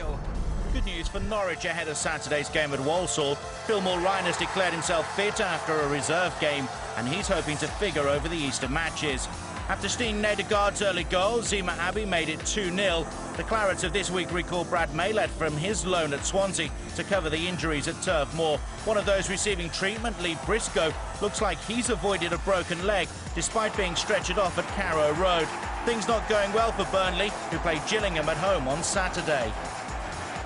Promotion party, which very nearly didn't happen when Paul Merson missed a penalty after Gianluca Festa was fouled by Dean West. Merson will make a decision about his footballing future in the summer, but he won't be doing anything hasty because he wants to make sure he does himself justice next season. Harry Redknapp says he'll give the players who got them up every chance to prove they can cut it in the Premiership, but he's warning fans not to expect many big money arrivals because he reckons there'll be lots of bargains to be picked up. And let's face it, he does have a rather good reputation for doing exactly that. The news that chairman Milan Mandaric has dropped a big hint that he will stay put is a big boost. He wants to establish Pompey in the Premiership and finish off the stadium redevelopment. It was a nervy night all round when chances just wouldn't go in at either end. Redknapp dedicated Portsmouth ending their 15-year top-flight exile to the players and fans who'd been through so much this season. Gary O'Neill reckons the race with Leicester for the Championship will go right down to the wire. To win it, they'll have to beat teams like Ipswich, who they play in Friday's first live game. Svetoslav Todorov got the crucial goal after good work by Nigel Quasi. Todorov, the first player since Guy Whittingham to get 20 goals in a season. This surely the most memorable on a night when Portsmouth announced their return to the top flight amid joyous celebrations after the longest finish to a game Harry's ever experienced. What Redknapp and Jim Smith have achieved at Fratton Park is phenomenal, and Paul Merson rates it as one of the best achievements in his career. For the slightly missing pass to young Matty, and just said, just keep it going, son. And there's Paul Short. The shot was hard, it was low, it was a good save as well from Nick the Greek, and it's Danny Spiller who put that one in. It's a corner to the visitors. Taylor to Arthur O'Leary. Square ball up, good ball too, and bent it with his left foot to McGregor. McGregor's cross from the far. Weller can come up here, but he didn't make the connection, Paul Weller. It was a perfectly floated ball by Mark McGregor, and it was a great ball from Arthur to Mark on the right. Outside of his left boot, nothing on really, Arthur, so he just guided it between the players. Matty O'Neill with the throw-in right into the box there. Davis is up there. So too was Driller. Oh, that's a goal! It's Gareth Taylor. He took that one from the penalty area and banged it into the net. Burnley 1, Gillingham 0. And no wonder Gareth Taylor celebrates and does an action replay, but it came off his right boot. The ball came across. Could be. It's Matty O'Neill getting plenty of practice in on the throw-ins. Not that he needs it, of course. He's a heck of a throw on him. Centre. Oh, Drizzer, and that's a goal for Drizzer. Third time lucky, as Derry said. And Matty O'Neill's throw-in works dividends. That'll do the young man a power of good. It'll also do Drizzer Diallo very good. He really celebrating like he's won the championship. But we said third time lucky, and indeed it was. Bartram, no chance. Yeah, they played very well today and they deserve to win. But to be fair to them, since the Preston game, they played well against Preston and we won. And we played pretty well at Norwich and at Portsmouth. So they've kind of carried on with it today, and they deserve to win. Branch and Drizza Diallo at the back, solid, clean sheet. You must be very delighted. I'm pleased. I'm very pleased with them. I've been pleased with them all season in view of the circumstances. It's been kind of difficult for us this year. So all in all, the players have done extremely well.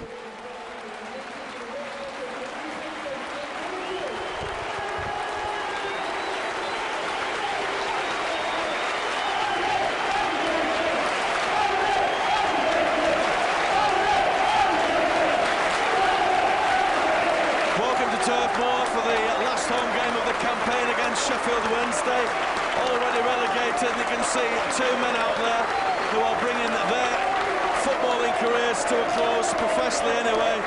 That's Burnley's Paul Cook and Burnley striker, the Paddy and Predator, Andy Payton. Terry.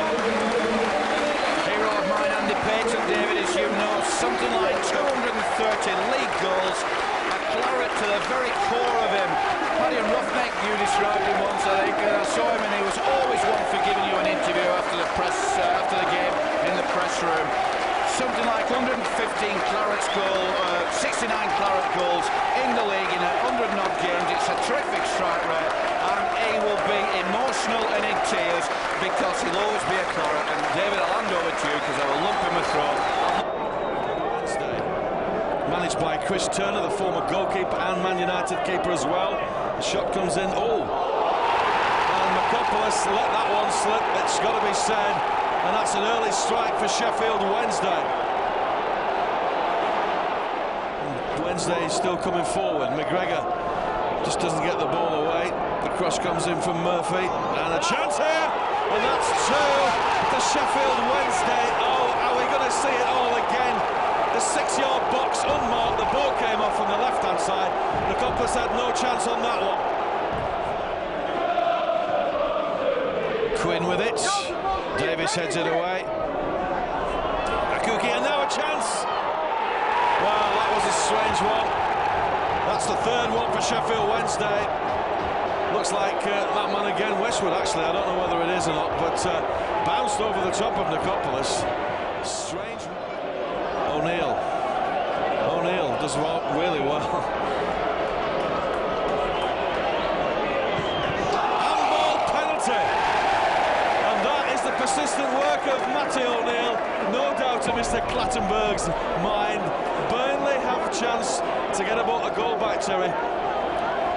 Yes, I think it was a penalty. We might have thought that if it was at the other end, it was a touch off. Robbie Blake stepped up. He's confident, he has to score. We've got to get this one back before half-time. And as you said, Matt O'Neill, praiseworthy over on the far side, and persistence paid off for the penalty kick. Blake steps up. Okay, let's see if Robbie Blake can convert this one then. The ball's moved from the spot.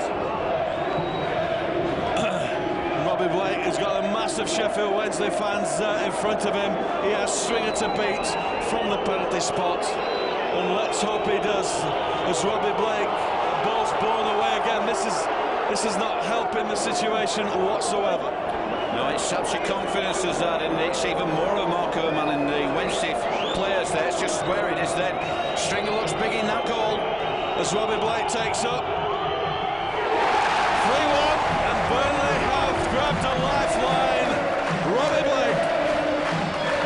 Stringer looked big in the goal, but not big enough because Robbie Blake fired it in low into the bottom corner to Stringer's left.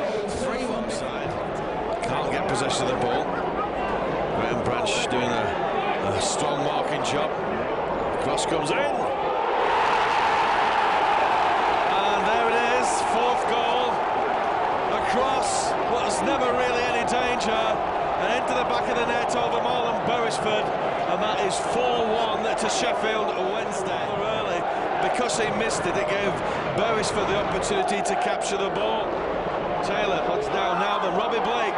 Left foot strike for Blake. And that's into goal! Robbie Blake, 4-2. Stringer couldn't handle it. The power by Robbie Blake's left foot meant that Stringer let it in. I'll tell you what it is. But this afternoon, a free kick to Sheffield Wednesday on their left-hand side now, as the Sheffield fans continue to sing harmoniously.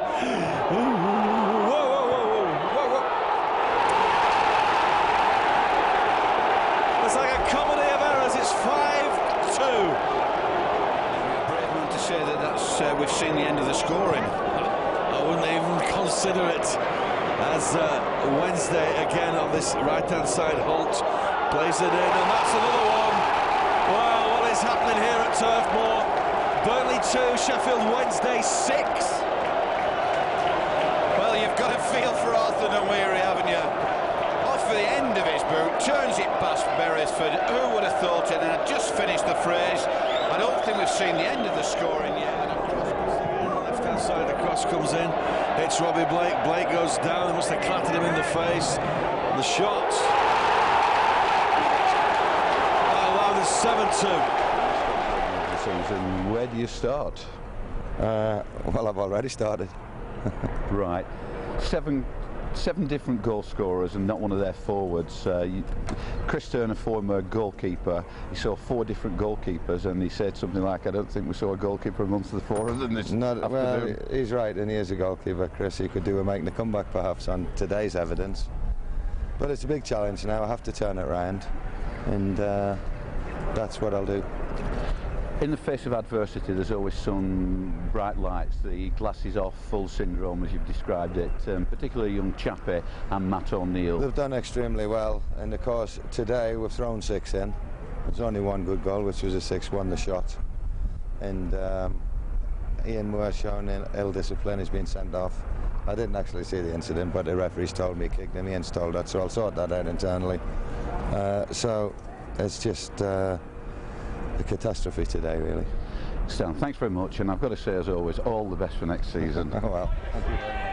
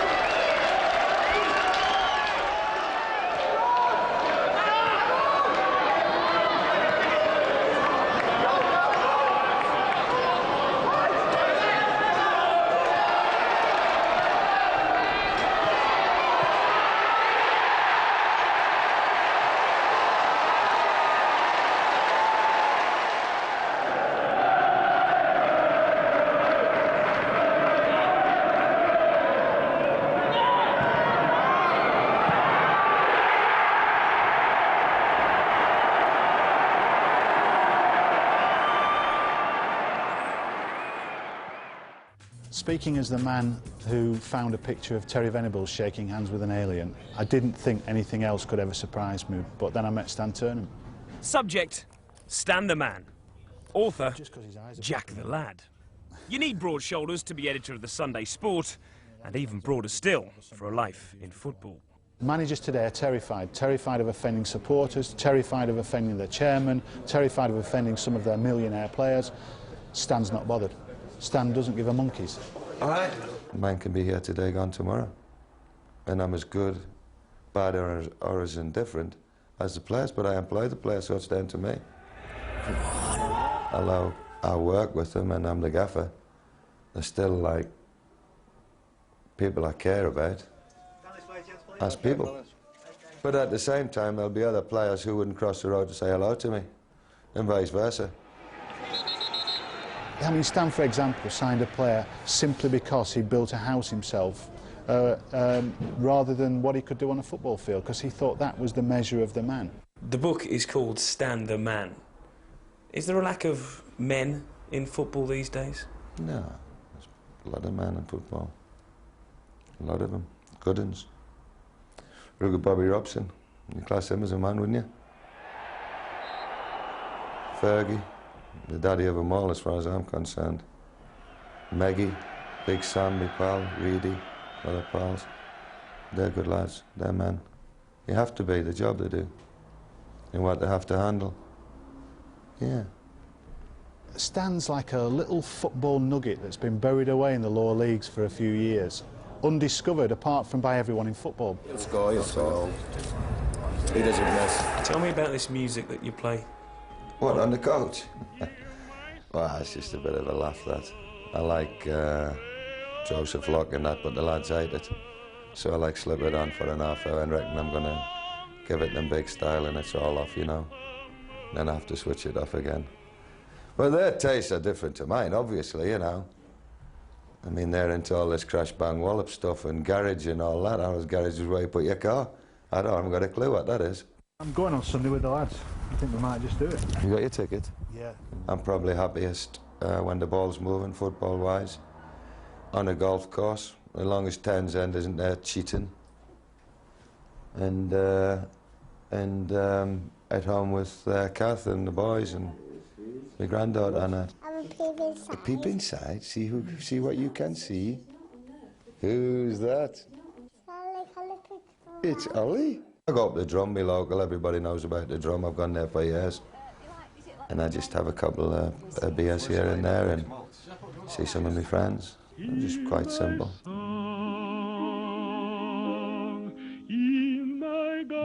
A hard life in football, he got that right. But there we are, I've enjoyed it.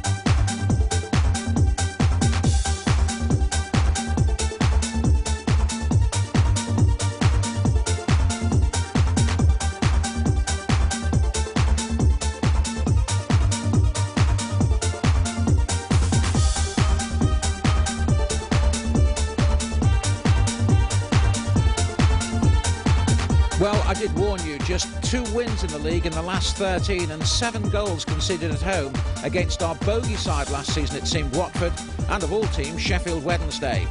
Well, in the end, it wasn't the playoffs we were worried about, it was the possibility of relegation.